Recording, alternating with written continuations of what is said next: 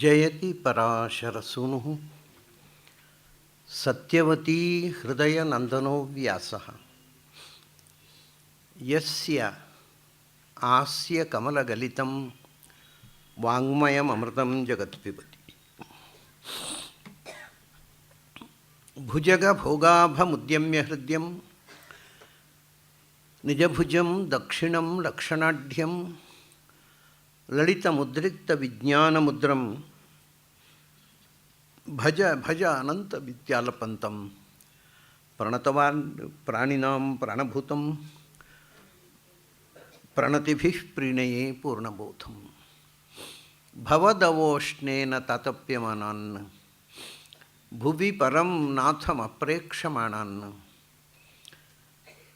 ಭುವನಮನ್ಯೇನ ಚ ಅನ್ಯೇನ ದೋಷ್ಣಾ ಭವತು ಭೀರ್ಮಾ ಇತಿ ನ ಸಾಂತ್ವಯಂತಂ ಪ್ರಣತವಾನ್ ಪ್ರಾಣಿನಾಂ ಪ್ರಾಣಭೂತಂ ಪ್ರಣತಿಭಿಃ ಪ್ರೀಣಯೇ ಪೂರ್ಣಬೋಧಂ. ನನ್ನ ಅಧ್ಯಾತ್ಮ ಬಂಧುಗಳೇ, ಮುಂದೆ ನಾವು ಶಿವೋಪಾಸನೆ ಮಂತ್ರಗಳನ್ನು ನೋಡ್ತಾ ಇದ್ದೇವೆ. ಭಗವಂತನನ್ನು ಅಂದರೆ ಒಂದು ರೀತಿಯಿಂದ ಹರರನ್ನು ಉಪಾಸನೆ ಮಾಡ್ತಕ್ಕ ಮಂತ್ರಗಳು. ಅದು ಬಹಳ ಪ್ರಸಿದ್ಧವಾದ ಮಂತ್ರ. ನಾವು ಇವತ್ತು ನೋಡಬೇಕಾದ್ದು ಸಾಮಾನ್ಯ ಕೆಲವು ಸಂಪ್ರದಾಯದಲ್ಲಿ ನಿತ್ಯ ಸಂಧ್ಯಾವಂದನೆಯಲ್ಲಿ ಬರ್ತಕ್ಕಂಥದ್ದು. ಕೆಲವು ಸಂಪ್ರದಾಯದಲ್ಲಿ ಇದನ್ನು ಹೇಳೋಲ್ಲ. ಇದು ಇಲ್ಲದಿದ್ದರೆ ಸಂಧ್ಯಾವಂದನೆಯ ಮಂತ್ರ. ದಿಗುಪಸ್ಥಾನದಲ್ಲಿಯೂ ಈ ಮಂತ್ರ ಬರುತ್ತೆ ಸಂಧ್ಯಾವಂದನೆಯಲ್ಲಿ. ಋತಂ ಸತ್ಯಂ ಪರಂ ಬ್ರಹ್ಮ ಪುರುಷಂ ಕೃಷ್ಣಪಿಂಗಲಂ ಊರ್ಧ್ವರೇತಂ ವಿರೂಪಾಕ್ಷಂ ವಿಶ್ವರೂಪಾಯ ವೈ ನಮೋ ನಮಃ ಅಂತ. ಇದು ಅನುಷ್ಠುಪಿದು. ಅದರ ಕೊನೆ ಛಂದಸ್ಸಿನಲ್ಲಿ ನಮಃಶಬ್ದವನ್ನು 2 ಸರ್ತಿ ಆವೃತ್ತಿ ಮಾಡಿದ್ದರಿಂದ 10 ಅಕ್ಷರ ಆಯಿತು. ಅದು 2 ಅಕ್ಷರ ಹೆಚ್ಚಿದ್ದರೆ ಛಂದಸ್ಸೇನು ಬೇರೆ ಆಗೋಲ್ಲ. ಅದು ಛಂದಸ್ಸನ್ನು ಈಗ ಅನುಷ್ಠುಪ್ ಛಂದಸ್ಸಿದು, ಇದು ಸ್ವರಾಟ್ ಅನುಷ್ಠುಪ್ ಅಂತ ಹೇಳ್ತಾರೆ ಅಷ್ಟೇ. 2 ಅಕ್ಷರ ಹೆಚ್ಚಿದ್ದರೆ. 1 ಅಕ್ಷರ ಹೆಚ್ಚಿದ್ದರೆ ವಿರಾಟ್ ಅನುಷ್ಠುಪ್ ಅಂತಾರೆ, 2 ಇದ್ದರೆ ಸ್ವರಾಟ್ ಅಂತಾರೆ. 1 ಕಮ್ಮಿ ಇದ್ದರೆ ವಿರಾಟ್, 2 ಅಕ್ಷರ ಕಮ್ಮಿ ಇದ್ದರೆ ವಿರಾಟ್ ಅಂತಾರೆ, 1 ಅಕ್ಷರ ಕಮ್ಮಿ ಇದ್ದರೆ ನಿಚೃತ್ ಅಂತಾರೆ, 1 ಅಕ್ಷರ ಹೆಚ್ಚಿದ್ದರೆ ಭುರಿಕ್ ಅಂತಾರೆ, 2 ಅಕ್ಷರ ಹೆಚ್ಚಿದ್ದರೆ ಸ್ವರಾಟ್ ಅಂತಾರೆ. ಅದು 1-2 ಅಕ್ಷರಗಳು ಹೆಚ್ಚು ಕಮ್ಮಿ ಆದರೆ ಛಂದಸ್ಸಿನ ವೇದದಲ್ಲಿ ಅದನ್ನು ಅದೇ ಛಂದಸ್ಸಿನಲ್ಲಿ ಪರಿಗಣನೆ ಮಾಡ್ತಾರೆ. ಅದನ್ನ ಇದು ಅನುಷ್ಠುಪ್ ಛಂದಸ್ಸಿನ ಮಂತ್ರ. ಕೆಲವು ಕಡೆ ವಿಶ್ವರೂಪಾಯ ವೈ ನಮಃ ಇಷ್ಟೇ ಹೇಳ್ತಾರೆ. ಹಾಗೆ ಹೇಳಿದರೆ ಬರೀ ಅನುಷ್ಠುಪು. ನಮೋ ನಮಃ ಅಂತ ಹೇಳಿದರೆ 2 ಅಕ್ಷರ ಜಾಸ್ತಿ ಆದ ಸ್ವರಾಡ್ ಅನುಷ್ಠುಪ್ ಆಗುತ್ತೆ. ಇದು ಅನುಷ್ಠುಪ್ ಛಂದಸ್ಸು.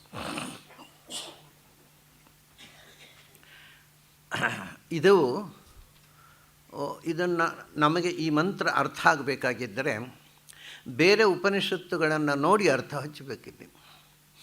ಇದರ ಮೊದಲನೆಯ ಅರ್ಧ ಒಂದು ಬೇರೆಯೇ ವಿಷಯವನ್ನು ಹೇಳುತ್ತೆ, ಉತ್ತರಾರ್ಧ ಒಂದು ಬೇರೆಯೇ ಉಪಾಸನೆಯನ್ನು ಹೇಳುತ್ತೆ. ನಮ್ಮ ನರಸಿಂಹ ತಾಪಿನಿ ಉಪನಿಷತ್ತು ಅಂತಿದೆ, ನರಸಿಂಹನ ಉಪನಿಷತ್ತು. ಅದರಲ್ಲಿ ಈ ಮಂತ್ರ ಪೂರ್ವಾರ್ಧ ಹೀಗೆ ಬರುತ್ತೆ: ಋತಂ ಸತ್ಯಂ ಪರಂ ಬ್ರಹ್ಮ ಪುರುಷಂ ನರಕೇಸರಿ ವಿಗ್ರಹಂ ಅಂತ. ಅಂದರೆ ಇದೆಷ್ಟು ನರಕೇಸರಿ ಅಂದರೆ ನರಸಿಂಹ ರೂಪನಾದ ಭಗವಂತನನ್ನು ಹೇಳ್ತದೆ ಪೂರ್ವಾರ್ಧ. ಉತ್ತರಾರ್ಧ ಇನ್ನೊಂದು ಉಪನಿಷತ್ತು ಹೇಳ್ತದೆ, ಊರ್ಧ್ವರೇತಂ ವಿರೂಪಾಕ್ಷಂ ಶಂಕರಂ ನೀಲಲೋಹಿತಂ ಅಂತ. ಅಂದರೆ 2ನೇ ಪಾದ ಶಿವನನ್ನು ಹೇಳುತ್ತೆ, ಮೊದಲನೇ ಮಂತ್ರ ನರಸಿಂಹನ ಹೇಳುತ್ತೆ. ಹೀಗೆ 2 ರೂಪಗಳನ್ನು ಒಟ್ಟಿಗೆ ಧ್ಯಾನ ಮಾಡ್ತಕ್ಕಂಥ ಮಂತ್ರ. ಇದು ಬೇರೆ ಉಪನಿಷತ್ತು ನೋಡಿದರೆ ಗೊತ್ತಾಗುತ್ತೆ. ಪೂರ್ವಾರ್ಧ ಋತಂ ಸತ್ಯಂ ಪರಂ ಬ್ರಹ್ಮ ಪುರುಷಂ ನೃಕೇಸರಿ ವಿಗ್ರಹಂ ನರಸಿಂಹರೂಪನಾದ ಭಗವಂತ. 2ನೇದರಲ್ಲಿ ಊರ್ಧ್ವರೇತಂ ವಿರೂಪಾಕ್ಷಂ ಶಂಕರಂ ನೀಲಲೋಹಿತಂ. ಇಲ್ಲಿ ತಮಾಷೆಯನ್ನು ಮೊದಲನೇದ್ದು ಮತ್ತು 2ನೇದ್ದು ಒಂದೇ ಅಲ್ಲ. ಯಾಕೆಂದರೆ ಒಂದೇ ಅರ್ಥ ಮಾಡಿಬಿಟ್ರೆ ಆ ಮಂತ್ರದಲ್ಲಿ ಕೃಷ್ಣಲೋಹಿತಂ ಅಂದರು, ಕೃಷ್ಣ ಪಿಂಗಳಂ ಅಂದರು, ನೀಲಲೋಹಿತಂ ಅಂದರು ಒಂದೇ ರೂಪಕ್ಕೆ ಅನ್ವಯ ಮಾಡಿಬಿಟ್ರೆ ಇದು ಪರಸ್ಪರ ಪುನರುಕ್ತವಾಗುತ್ತೆ. ಹಾಗಾಗಿ ಇದು ಒಂದು ಶಿವಸ್ತುತಿ ಮತ್ತು ನರಸಿಂಹಸ್ತುತಿ. ಮೊದಲು ನರಸಿಂಹಸ್ತುತಿ. ಋತಂ ಸತ್ಯಂ ಪರಂ ಬ್ರಹ್ಮ ಋತಂ ಸತ್ಯಂ. ಕೆಲವರು ಋತಂ ಸತ್ಯಂ ಅಂತ ಹೇಳೋದಕ್ಕೆ ಬಹಳ ವಿಚಿತ್ರವಾಗಿ ಅರ್ಥ ಮಾಡ್ತಾರೆ. ಸತ್ಯ, ನಿಜವಾದ ಸತ್ಯ ಮತ್ತು ನಿಜವಲ್ಲದ ಸತ್ಯ ಅಂತ ಎರಡಿದೆ. ಇದು ನಿಜವಾದ ಸತ್ಯ, ಅದಕ್ಕೋಸ್ಕರ ಋತಂ ಸತ್ಯಂ ಅಂತ ಹೇಳಿದ್ದು ಅಂತ. ಅಂದರೆ ಏನೇ ನಿಜವಾದ ಸತ್ಯ ಅಂದರೆ ಸತ್ಯವಾದ ಸತ್ಯ ಮತ್ತು ಢೋಂಗಿ ಸತ್ಯ ಅಂತ ಹೇಳಿದೆ. ಎಲ್ಲ ಅರ್ಥ ಇಲ್ಲದ ವ್ಯಾಖ್ಯಾನಗಳಿವೆಲ್ಲ. ಋತಂ ಅಂದರೆ ಬೇರೆ ಅರ್ಥ, ಸತ್ಯಂ ಅಂದರೆ ಬೇರೆ. ವೇದದಲ್ಲಿ ಎರಡೂ ಒಂದೇ ಅರ್ಥದ ಶಬ್ದಗಳಲ್ಲ. ಯಾಕೆ ನಿಮ್ಗೆ ಗೊತ್ತಾಗತ್ತೆ, ಇದು ಒಂದಕ್ಕೆ ಒಂದು ವಿಶೇಷಣ ಆಗಿದ್ದರೆ ಋತಂ ವದಿಷ್ಯಾಮಿ, ಸತ್ಯಂ ವದಿಷ್ಯಾಮಿ ಅಂತ ಉಪನಿಷತ್ತು ಬೇರೆ ಬೇರೆಯಾಗಿ ಹೇಳ್ತಿರಲಿಲ್ಲ. ಋತಂ ಸತ್ಯಂ ನಿಜವಾದ ಸತ್ಯವನ್ನು ಹೇಳ್ತೇನೆ, ಋತಂ ಸತ್ಯಂ ವದಿಷ್ಯಾಮಿ ಅಂತ ಹೇಳಬೇಕಿತ್ತು. ಋತವನ್ನು ಹೇಳುತ್ತೇನೆ, ಸತ್ಯವನ್ನು ಹೇಳುತ್ತೇನೆ ಅಂತ ಉಪನಿಷತ್ತು ಹೇಳುತ್ತೆ. ಅಲ್ಲಿ ಋತ ಅಂದರೆ ಬೇರೆ, ಸತ್ಯ ಅಂದರೆ ಬೇರೆ. ಈ ಋತ ಮತ್ತು ಸತ್ಯದ ಬಗ್ಗೆ ಋತ ಅಂದರೆ ಬಹಳ ಜನ ಬಹಳಷ್ಟು ಇದರ ಬಗ್ಗೆ ವಿಮರ್ಶೆ. ಯಾಕಂದರೆ ವೇದದಲ್ಲಿ ನಮಗೆ ಈ ಗೊಂದಲ, ಅದು ಋತ ಅಂದರೆ ಏನು, ಸತ್ಯ ಅಂದರೆ ಏನು ಅಂತ. ಭಾರೀ ಜನ ಅವರವರಿಗೆ ತೋಚಿದ ಹಾಗೆ ಅದರ ಬಗ್ಗೆ ವಿಮರ್ಶೆ ಮಾಡಿ ವೇದದಲ್ಲಿ ಋತದ ಕಲ್ಪನೆ ಅಂತ ಪುಸ್ತಕಗಳೇ ಬಂದಿವೆ. ಅದು ಅವರ ಕಲ್ಪನೆ, ವೇದದ ಕಲ್ಪನೆ ಅಲ್ಲ. ಋತದ ಕಲ್ಪನೆ ಅಂತ ಬರೆದ್ರಲ್ಲ, ಅವರದ್ದೇ ಕಲ್ಪನೆ ಅದೆಲ್ಲ. ವಸ್ತುತಃ ಋತ ಮತ್ತು ಸತ್ಯ ಅನ್ನೋದಕ್ಕೆ ಬಹಳ ಮುಖ್ಯವಾದ ಅರ್ಥ ಏನು ಅಂದರೆ, ಋತ ಅಂದರೆ ಋತಂ, ಇದು ವೇದಕಾಲದ ಒಂದು ಕೋಶ, ಇದು ಇದ್ದಾಗಿದೆ ಈ ಮಾತು. ಋತಂ ಯಥಾರ್ಥ ವಿಜ್ಞಾನಂ, ಸತ್ಯಂ ತತ್ಪೂರ್ವಿಕಾ ಕೃತಿ ಅಂತ. ನೋಡಿ, ಈ ಸರಿಯಾದದ್ದನ್ನು ತಿಳ್ಕೊಳ್ಳುವುದು ಋತ, ತಿಳಿದದ್ದನ್ನು ಆಚರಣೆಗೆ ತರುವುದು ಸತ್ಯ. ಈಗ ಸರಿಯಾದ ವಿಷಯ ತಿಳಿಯೋದು ಋತ, ಅದನ್ನು ಆಡೋದು ಸತ್ಯ. ಅದನ್ನು ಸತ್ಯವನ್ನು ಆಡುವ ಕ್ರಿಯೆ ಉಂಟಲ್ಲ, ಸತ್ಯವನ್ನು ತಿಳಿಯೋದು ಋತ, ತಿಳಿದದ್ದನ್ನು ಆಚರಣೆಗೆ ತರುವುದು ಸತ್ಯ. ಅದರಿಂದ ಋತಂ ವದಿಷ್ಯಾಮಿ ಅಂತ ಅಲ್ಲಿ ಭಗವಂತ ಯಥಾರ್ಥ ಜ್ಞಾನ ಸ್ವರೂಪನಾದ ಭಗವಂತ ಅಷ್ಟೇ. ಭಗವಂತ ಯಾರು ಅಂದರೆ ಋತ. ಋತ ಅಂದರೆ ಅವನು ಯಥಾರ್ಥ ಜ್ಞಾನ ಸ್ವರೂಪ. ಯಾಕೆ ನಮ್ಮಲ್ಲಿ ಜ್ಞಾನ ಇದ್ದರೆ ಜ್ಞಾನ ಜೊತೆಗೆ ಅಜ್ಞಾನವೂ ಇದೆ. ಭಗವಂತನಲ್ಲಿ ಬರಿಯ ಜ್ಞಾನ, ಅಜ್ಞಾನದ ಸ್ಪರ್ಶ ಇಲ್ಲದ ಜ್ಞಾನ. ಆದ್ದರಿಂದ ಅವನನ್ನು ಋತ ಅಂತ ಕರೀತಾರೆ. ಮತ್ತು ಭಗವಂತ ಏನನ್ನು ಮಾಡ್ತಾನೋ ಅದನ್ನು ತಿಳಿದು ಮಾಡ್ತಾನೆ, ಅದರಿಂದ ಅವನು ಸತ್ಯ. ಅವನೆಂದು ತಿಳ್ಕೊಳ್ಳದೆ ಅಸತ್ಯವನ್ನು ಸೃಷ್ಟಿ ಮಾಡುವುದಿಲ್ಲ. ಅವನ ಕ್ರಿಯೆ ಎನ್ನುವುದು ಜ್ಞಾನಪೂರ್ವಕವಾಗಿರುವುದರಿಂದ ಅವನ ಪ್ರತಿಯೊಂದು ಕ್ರಿಯೆಯೂ ಸತ್ಯ. ಅದರಿಂದ ಅವನ ಸತ್ಯಸ್ಯ ಸತ್ಯಂ ಉತ ಸತ್ಯ ಸತ್ಯಂ ಸತ್ಯಾತ್ಮಕಂ ತ್ವಾಂ ಶರಣಂ ಪ್ರಪನ್ನಾಹ ಅಂತ ಕೃಷ್ಣನ ಗರ್ಭದಲ್ಲಿದ್ದಾಗ ದೇವತೆಗಳು ಸ್ತೋತ್ರ ಮಾಡುವಾಗ ಅವನನ್ನು ಸತ್ಯಂ ಪರಂ ಧೀಮಹಿ ಅಂತ. ಅಲ್ಲಿ ಭಾಗವತದ ಮೊದಲನೇ, ಆಮೇಲೆ ಅಷ್ಟೇ ಅಲ್ಲ, ಸತ್ಯಂ ಜ್ಞಾನಮನಂತಂ ಬ್ರಹ್ಮ. ಭಗವಂತನನ್ನು ನೀನು ಸತ್ಯ ಅಂದರೆ ನೀನು ಏನು ಮಾಡುತ್ತೀಯೋ ನಿನ್ನ ಎಲ್ಲ ಕ್ರಿಯೆ ಜ್ಞಾನಪೂರ್ವಕ, ಮತ್ತು ಜ್ಞಾನ ಯಥಾರ್ಥ ಜ್ಞಾನ, ಅಯಥಾರ್ಥ ಜ್ಞಾನ ಅಲ್ಲ. ನಮ್ಮ ಕ್ರಿಯೆಯು ಜ್ಞಾನಪೂರ್ವಕವೇ, ಕೆಲವು ಯಥಾರ್ಥ ಜ್ಞಾನಪೂರ್ವಕ, ಕೆಲವು ಅಯಥಾರ್ಥ ಜ್ಞಾನಪೂರ್ವಕ. ಅವನದ್ದು ಎಲ್ಲವೂ ಯಥಾರ್ಥ ಜ್ಞಾನಪೂರ್ವಕ ಕ್ರಿಯೆ. ಅದನ್ನು ಅವನು ಏನು ಮಾಡ್ತಾನೆ ಅದನ್ನು ಯದೇವ ವಿದ್ಯೆಯಾ ಕರೋತಿ, ಇದು ಪೂರ್ತಿ ಭಗವಂತನೇ ತಿಳಿದು ಮಾಡುವುದು, ತಿಳಿಯದೇ ಮಾಡೋಲ್ಲ ಅವನು ಏನನ್ನು ಕೂಡ. ಹೀಗೆ ಭಗವಂತ ಋತ ಜ್ಞಾನಸ್ವರೂಪ ಮತ್ತು ಜ್ಞಾನಪೂರ್ವಕವಾಗಿಯೇ ಎಲ್ಲವನ್ನೂ ಮಾಡುವವನು. ಅಂದರೆ ಯಾವುದು ಏನಾಗಬೇಕು ಅಂತ ಬುದ್ಧಿಪೂರ್ವಕವಾಗಿ ಮಾಡಿದ್ದು ಹೊರತು ಏನೋ ಮಾಡಲಿಕ್ಕೆ ಹೋಗಿ ಏನೋ ಅದ್ದಲ್ಲ. ಇದು ಒಂದು ಅರ್ಥ. ಇನ್ನೊಂದು ಅರ್ಥ ಇದೆ ಈ ಶಬ್ದಕ್ಕೆ. ಋತ ಅಂತಂದರೆ ಪೂರ್ವಾವಗತವತ್ ಸ್ಥಿತೇ ನಿತ್ಯಂ ಸದಾ ಋತಮಿತ್ಯುಕ್ತಂ ಅಂತ. ಋತ ಅಂದರೆ ಹಿಂದೆ ಹೇಗೆ ತಿಳಿಯಲ್ಪಟ್ಟಿತ್ತೋ ಹಾಗೆಯೇ ಈಗಲೂ ಇರುವುದು. ಅಂದರೆ ಎಂದೆಂದೂ ಏಕರೂಪವಾಗಿರುವಂಥದ್ದು, ಬದಲಾವಣೆಗೆ ಒಳಪಡದಂಥದ್ದು. ನಾವು ಪ್ರತಿದಿನ ಬದಲಾಗ್ತೇವೆ, ಪ್ರತಿಕ್ಷಣ ಬದಲಾಗ್ತೇವೆ. ಭಗವಂತ ಯಾವ ಬದಲಾವಣೆಗೂ ಒಳಪಡುವುದಿಲ್ಲ. ಅವನಲ್ಲಿ ಏನಿದೆ ಅದು ಅನಾದಿ ಅನಂತ ಕಾಲದವರೆಗೂ ನಿತ್ಯವಾಗಿರುವಂಥದ್ದು. ಅಂದರೆ ಭಗವಂತನ ಕ್ವಾಲಿಟಿ ಬದಲಾಗುವುದಿಲ್ಲ. ಹಾಗಾಗಿ ಅವನನ್ನು ಋತಂ ಅಂತ ಹೇಳ್ತಾರೆ. ಇನ್ನೊಂದು ಅರ್ಥ ಋಗತವು ಅಂತ, ವೇದಗಳಿಂದ ತಿಳಿಯಲ್ಪಟ್ಟವ ಅಂತ. ಯಾರನ್ನು ವೇದಗಳು ನಿರಂತರವಾಗಿ ಹೊಗಳ್ತಾವೋ ಅವನು ಋತ.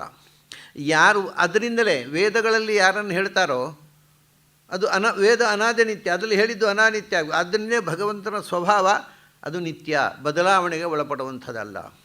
ಮತ್ತು ಅವನು ಜ್ಞಾನಸ್ವರೂಪ.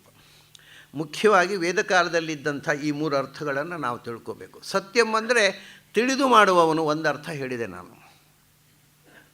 ಸತ್ಯಂ ಜ್ಞಾನಂ ಅನಂತಂ ಬ್ರಹ್ಮ. ಅದಕ್ಕೆ ಇನ್ನೊಂದು ಅರ್ಥ ಅಲ್ಲಿ ಹೇಳುವಾಗ, ಸತ್ಯ ಅಂದರೆ, ಸತ್ ಅಂದರೆ ಇರುವಿಕೆ, ಸದ್ಭಾವ. ಗೀತೆಯಲ್ಲಿ ಇದನ್ನು ಹೇಳಿದ್ದಾರೆ. ಸದ್ಭಾವೇ ಸಾಧುಭಾವೇ ಚ ಸದಿತ್ಯೇತತ್ ಪ್ರಯುಜ್ಯತೆ ಪ್ರಶಸ್ತೆ ಕರ್ಮಣಿ ತಥಾ ಸಚ್ಛಬ್ದ ಪಾರ್ಥಯುಜ್ಯತೆ ಅಂತ. ಆ ಅರ್ಥ ಬಂದು ಹೋಯಿತು. ಪ್ರಶಸ್ತ ಕರ್ಮ, ಸತ್ಯ ಅಂತಂದರೆ ಪ್ರಶಸ್ತವಾದ ಕರ್ಮವನ್ನು ಆಚರಿಸುವವನು ಅಂದರೆ ತಿಳಿದು ಮಾಡುವವನು ಅನ್ನೋ ಅರ್ಥದಲ್ಲಿ ಬಂದು ಹೋಯಿತು. ಈಗ ಸತ್ ಅಂದರೆ ಸದ್ಭಾವ, ಇರುವಿಕೆ, ಎಕ್ಸಿಸ್ಟೆನ್ಸ್, ಅಸ್ತಿತ್ವ, ಸ್ಥಿತಿ, ಅದನ್ನು ಕೊಡುವವನು ಸತ್ಯ. ಅಂದರೆ ಈ ಜಗತ್ತಿಗೆ ಸ್ಥಿತಿ, ಇರುವಿಕೆಗೆ ಕಾರಣ. ಇರಬೇಕಾದ್ರೆ ಮೊದಲು ಹುಟ್ಟಬೇಕಲ್ಲ, ಅದು ಸತ್ ಅಂದರೆ ಸದ್ಭಾವ, ಹುಟ್ಟುವಿಕೆ. ಅದಕ್ಕೂ ಅವನು ಯಾಪಯತಿ ಕೊಡ. ಜಗತ್ತಿನ ಸ್ಥಿತಿ ಮತ್ತು ಸೃಷ್ಟಿಗಳಿಗೆ, ಸೃಷ್ಟಿ ಸ್ಥಿತಿಗಳಿಗೆ ಕಾರಣನಾದವ. ಅಲ್ಲಿಗೆ ಮುಗಿಲಿಲ್ಲ ಈ ಶಬ್ದದ ಅರ್ಥ. ನಾನು ಈ ಹಿಂದೆ ಕೂಡ ವಿವರಿಸಿದ್ದೆ. ಸತ್ ಅಂದರೆ ಸಾದ ಅಂದರೆ ವಿಶರಣ, ನಾಶ. ಸಂಸ್ಕೃತದಲ್ಲಿ ಸತ್ತು ಶಬ್ದಕ್ಕೆ ನಾಶ ಅನ್ನೋ ಅರ್ಥ ಇದೆ. ಬಹಳ ವಿಚಿತ್ರ. ಇರುವುದು ಅಂತಲೂ ಅರ್ಥ, ಇಲ್ಲದೇ ಇರುವುದು ಅಂತಲೂ ಅರ್ಥ. ಇಂಥ ಪರಸ್ಪರ ವಿರುದ್ಧವಾದ ಅರ್ಥಗಳನ್ನು ಕೊಡ್ತಕ್ಕ ಶಬ್ದಗಳು ತುಂಬ ಇವೆ ಸಂಸ್ಕೃತದಲ್ಲಿ. ಈ ಆರಾತು ಅಂತ ಒಂದಿದೆ. ಆರಾತು ಅಂದರೆ ದೂರದಲ್ಲಿ ಅಂತ ಅರ್ಥ, ಇನ್ನೊಂದು ಅರ್ಥ ಹತ್ತಿರದಲ್ಲಿ ಅಂತ. ಹಾಗಾಗಿ ಆರಾತ್ ಅಂತ ಹೇಳಿದರೆ ದೂರವೋ ಹತ್ತಿರವೋ, ಅದು ಆ ಕಾಂಟೆಕ್ಸ್ಟ್ ನೋಡಿ ಅರ್ಥ ಮಾಡಬೇಕು. ಆರಾತ್ ಅಂತ ಹಾಗೆ ತೋರಿಸಿ ದೂರದಲ್ಲಿ, ಆರಾತ್ ಅಂತ ಹೀಗೆ ತೋರಿಸಿ ಹತ್ತಿರದಲ್ಲಿ, ಅಷ್ಟೇ. ನೀವು ಅಭಿನಯದ ಮೇಲೆ ಇದೆ ಅದು ಹತ್ತಿರವೂ ದೂರ ಅನ್ನುವ ಅರ್ಥ. ಹಾಗೆ ಒಂದೇ ಶಬ್ದ ಪರಸ್ಪರ ವಿರುದ್ಧವಾದ ಅರ್ಥವನ್ನು ಹೇಳುವಂಥ ಶಬ್ದಗಳು ಸಾಕಷ್ಟಿವೆ.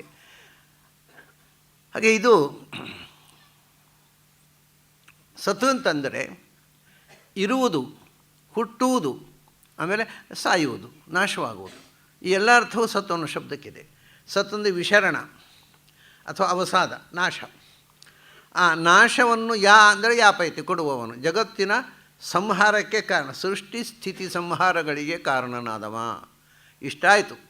ಆಮೇಲೆ ಯಾವುದು ಎಲ್ಲ ಸತ್ ಅಂದರೆ ಇದೆಯೋ ಅದೆಲ್ಲವನ್ನು ಯಮಯತಿ, ನಿಯಮಿಸುವವನು. ಅದೇ ನಿಯಮನ, ಸೃಷ್ಟಿ ಸ್ಥಿತಿ ಸಂಹಾರ ನಿಯಮನ. ಆಮೇಲೆ ಸಂಸ್ಕೃತದಲ್ಲಿ ಸತ್ ಅನ್ನುವುದಕ್ಕೆ ಗತಿ ಅಂತ ಒಂದು ಅರ್ಥ. ಗತಿ ಅಂದರೆ ಜ್ಞಾನ. ಅದು ಸತ್ ಅನ್ನೋದಕ್ಕೆ ಜ್ಞಾನ ಅಂತ ಅರ್ಥ. ಸತ್ ಅಂದರೆ ಜ್ಞಾನವನ್ನು, ಅಂದರೆ ಕೊಡುವವನು, ಜ್ಞಾನಪ್ರದ.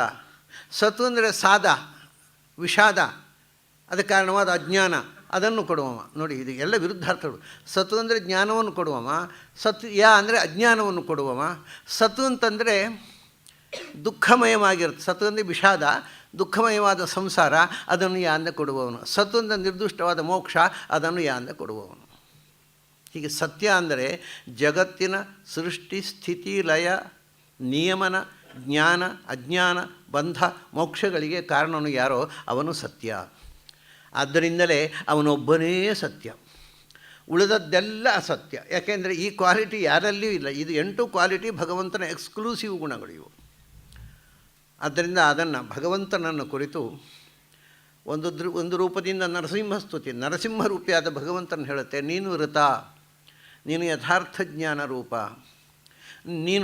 ನಿನ್ನ ಕೃತಿ ಕೂಡ ಜ್ಞಾನಪೂರ್ವಕವಾದದ್ದು ಮತ್ತು ಜಗತ್ತಿನ ಸೃಷ್ಟಿಯಾದಿಗಳಿಗೆ ಕಾರಣ ನೀನು. ಆದ್ದರಿಂದಲೇ ನಿನ್ನನ್ನು ಪರಂ ಬ್ರಹ್ಮ, ಬ್ರಹ್ಮೇತಿ ಪರಮಾತ್ಮೇತಿ ಭಗವಾನಿತಿ ಶಬ್ದತೆ. ಭಗವಂತ ಸತ್ಯಂ ಜ್ಞಾನಂ ಅನಂತಂ ಬ್ರಹ್ಮ. ಬ್ರಹ್ಮ ಅಂದರೆ ಎಲ್ಲಕ್ಕಿಂತ ದೊಡ್ಡದು ಅಂತ. ಇನ್ನೂ ಸ್ಪಷ್ಟತೆಗೋಸ್ಕರ ಪರಂ ಬ್ರಹ್ಮ ಅಂತ ಹೇಳೋದು. ಹೇಳಿದ್ರು ಆಗುತ್ತೆ, ಅರ್ಥ ಆಗುತ್ತೆ. ಈಗ ಕೆಲವರು ಹೇಳ್ತಾರೆ ಗಣಪತಿ, ಮಹಾಗಣಪತಿ. ಗಣಪತಿಯಿಂದ ದೊಡ್ಡ ಮತ್ತೊಬ್ಬ ಗಣಪತಿ ಇಲ್ಲ. ಅವನು ಜೂನಿಯರ್ ಗಣಪತಿ, ಸೀನಿಯರ್ ಗಣಪತಿ ಅಂತ ಇಬ್ಬರು ಇಲ್ಲ. ಅವನೇ ಗಣಪತಿ, ಅವನೇ ಮಹಾಗಣಪತಿ. ವಿಷ್ಣು ಮಹಾವಿಷ್ಣು, ಒಂದು ಅರ್ಥ ವ್ಯತ್ಯಾಸ ಇಲ್ಲ. ಆ ಮಹತ್ವವನ್ನು ಸ್ಪಷ್ಟವಾಗಿ ನಮಗೆ ತಿಳಿಸುವುದಕ್ಕೋಸ್ಕರ ಶಬ್ದ ಬಳಸ್ತಾರೆ. ಇಲ್ಲದಿದ್ದರೆ ಆ ಶಬ್ದ ಬೇಕಿಲ್ಲ. ಹಾಗೆಯೇ ಬ್ರಹ್ಮ ಅಂದರೆ ಎಲ್ಲಕ್ಕಿಂತ ದೊಡ್ಡ ವಸ್ತು ಅಂತಲೇ ಅರ್ಥ. ಆದರೆ ಎಲ್ಲೋ ನಾವು ಸಣ್ಣ ವಸ್ತುವಿಗೂ ಬ್ರಹ್ಮ ಅಂತ ಹೇಳ್ತೇವೆ. ಅದಕ್ಕೆ ನಿಜವಾಗಿ ದೊಡ್ಡ ವಸ್ತು ಪರಂ ಬ್ರಹ್ಮ, ಎಲ್ಲಕ್ಕಿಂತ ದೊಡ್ಡ ವಸ್ತು. ಅದರಿಂದ ಪರಂ ಬ್ರಹ್ಮ. ಆದ್ದರಿಂದಲೇ ಅವನು ಪುರುಷ ಅಂದರೆ ಈ ಹಿಂದೆ ಬಂದಿದೆ ಅಲ್ಲ, ಪುರುಷ ಸೂಕ್ತ ಪ್ರತಿಪಾದ್ಯ.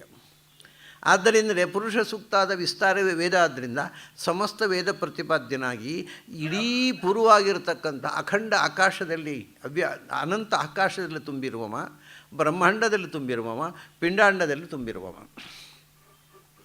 ಅವನಿಗೆ ಎರಡು ಬಣ್ಣ, ಕೃಷ್ಣ ಪಿಂಗಲ ಅಂತ. ಭಗವಂತನಿಗೆ ಕೃಷ್ಣ ವರ್ಣಂ ಕಲವು ಕೃಷ್ಣಂ ಸಾಂಗೋಪಾಂಗಂ ಸಪಾರ್ಷದಂ ಭಾಗವತಲ್ಲಿ ಹೇಳ್ತಾರೆ. ಭಗವಂತನಿಗೆ ನೋಡಿ, ಅವತಾರಗಳಲ್ಲಿ ಹೆಚ್ಚಿನ ಅವತಾರಗಳಲ್ಲಿ ಭಗವಂತ ಕೃಷ್ಣವರ್ಣ. ರಾಮ ಕಪ್ಪಿದ್ದ, ಕೃಷ್ಣ ಕಪ್ಪಿದ್ದ, ವೇದವ್ಯಾಸರು ಕಪ್ಪು, ಅದಕ್ಕೆ ಅವರಿಗೆಲ್ಲ ಕೃಷ್ಣ ಅಂತ ಹೆಸರು. ರಾಮ ಅಂದರೆ ಸಂಸ್ಥೆಯಲ್ಲಿ ಕಪ್ಪು ಅಂತ ಅರ್ಥ, ಕೃಷ್ಣ ಅಂದರೆ ಕಪ್ಪು ಅಂತ ಅರ್ಥ. ಅಂದರೆ ವೇದವ್ಯಾಸರಿಗೂ ಕೃಷ್ಣದ್ದು ಅವರೆಲ್ಲ ಕಪ್ಪಿದ್ದರು. ಅದು ವರ್ಣನೆ ನೀಲಮೇಘ ಶ್ಯಾಮ. ಕೃಷ್ಣ ಅಂದರೂ ನೀಲ ಅಂದರೂ ಒಂದೇ ಅರ್ಥ ಬಳಸ್ತಾರೆ. ಅವರೆಲ್ಲ ನೀಲಮೇಘ ಶ್ಯಾಮರು. ಆ ನೀಲವರ್ಣ ಯಾವುದನ್ನು ಸೂಚಿಸುತ್ತೆ? ಸಮುದ್ರ ನೀಲವಾಗಿದೆ, ಆಕಾಶ ನೀಲವಾಗಿದೆ. ಅಂದರೆ ಯಾವುದರ ಆಳ ಮತ್ತು ವೈಶಾಲ್ಯ ತಿಳಿಯುವುದಿಲ್ಲವೋ ಅಗಾಧವಾದದ್ದನ್ನು ನೀಲವರ್ಣ ರೆಪ್ರೆಸೆಂಟ್ ಮಾಡ್ತಾರೆ. ಅದರಿಂದ ಭಗವಂತ ನೀಲವರ್ಣ ಆದ ಕೃಷ್ಣವರ್ಣ ಅಂದರೆ ಅನ್ಫ್ಯಾದಮಬಲ್, ಅಳೆಯಲಿಕ್ಕಾಗುವುದಿಲ್ಲ, ಅದರ ಆಳವೋ ಅಗಲವೋ ಗೊತ್ತಾಗೋಲ್ಲ, ಅದು ನೀಲ. ಅದು ನಮ್ಮ ದೇಹದ ಪ್ರಕಾಶದಲ್ಲಿ ನೀಲವರ್ಣ ಅನ್ನುವಂಥದ್ದು ಆ ಆಳವನ್ನು, ಜ್ಞಾನದ ಆಳವನ್ನು, ಅನಂತತೆಯನ್ನು ತಿಳಿಸುತ್ತೆ.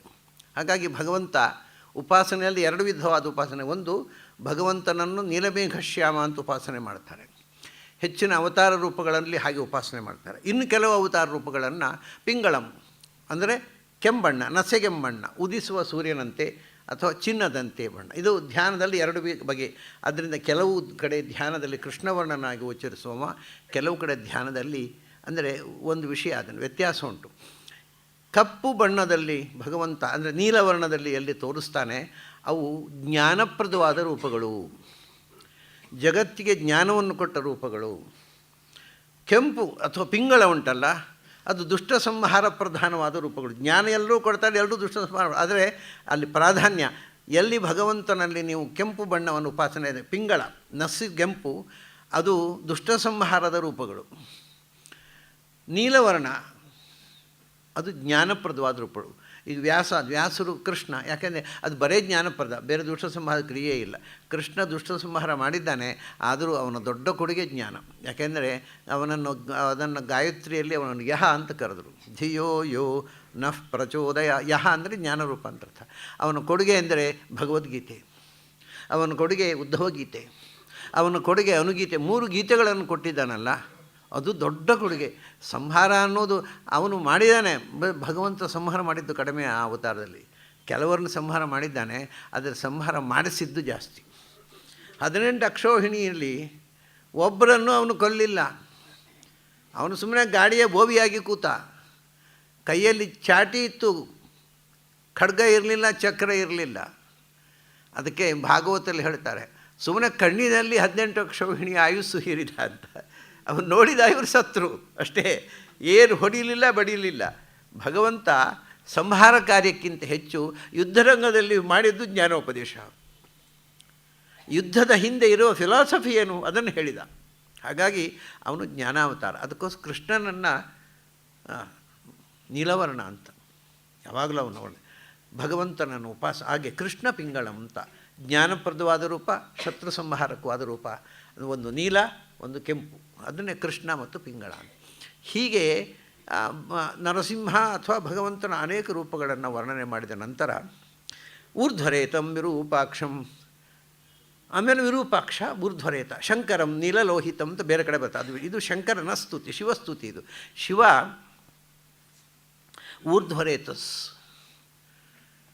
ಊರ್ಧ್ವರೇತಸ್ಸು ಎಲ್ಲ ಋಷಿಗಳು ಊರ್ಧ್ವರೇತಸ್ಕರೇ. ವಿಶೇಷವಾಗಿ ಶಿವ ತಪಸ್ಸು ಹೇಗೆ ಮಾಡೋದು ಅಂತ ಹೇಳಿಕೊಂಡು ಹಿಮಾಲಯದಲ್ಲಿ ತಪಸ್ಸು ಮಾಡಿದವ.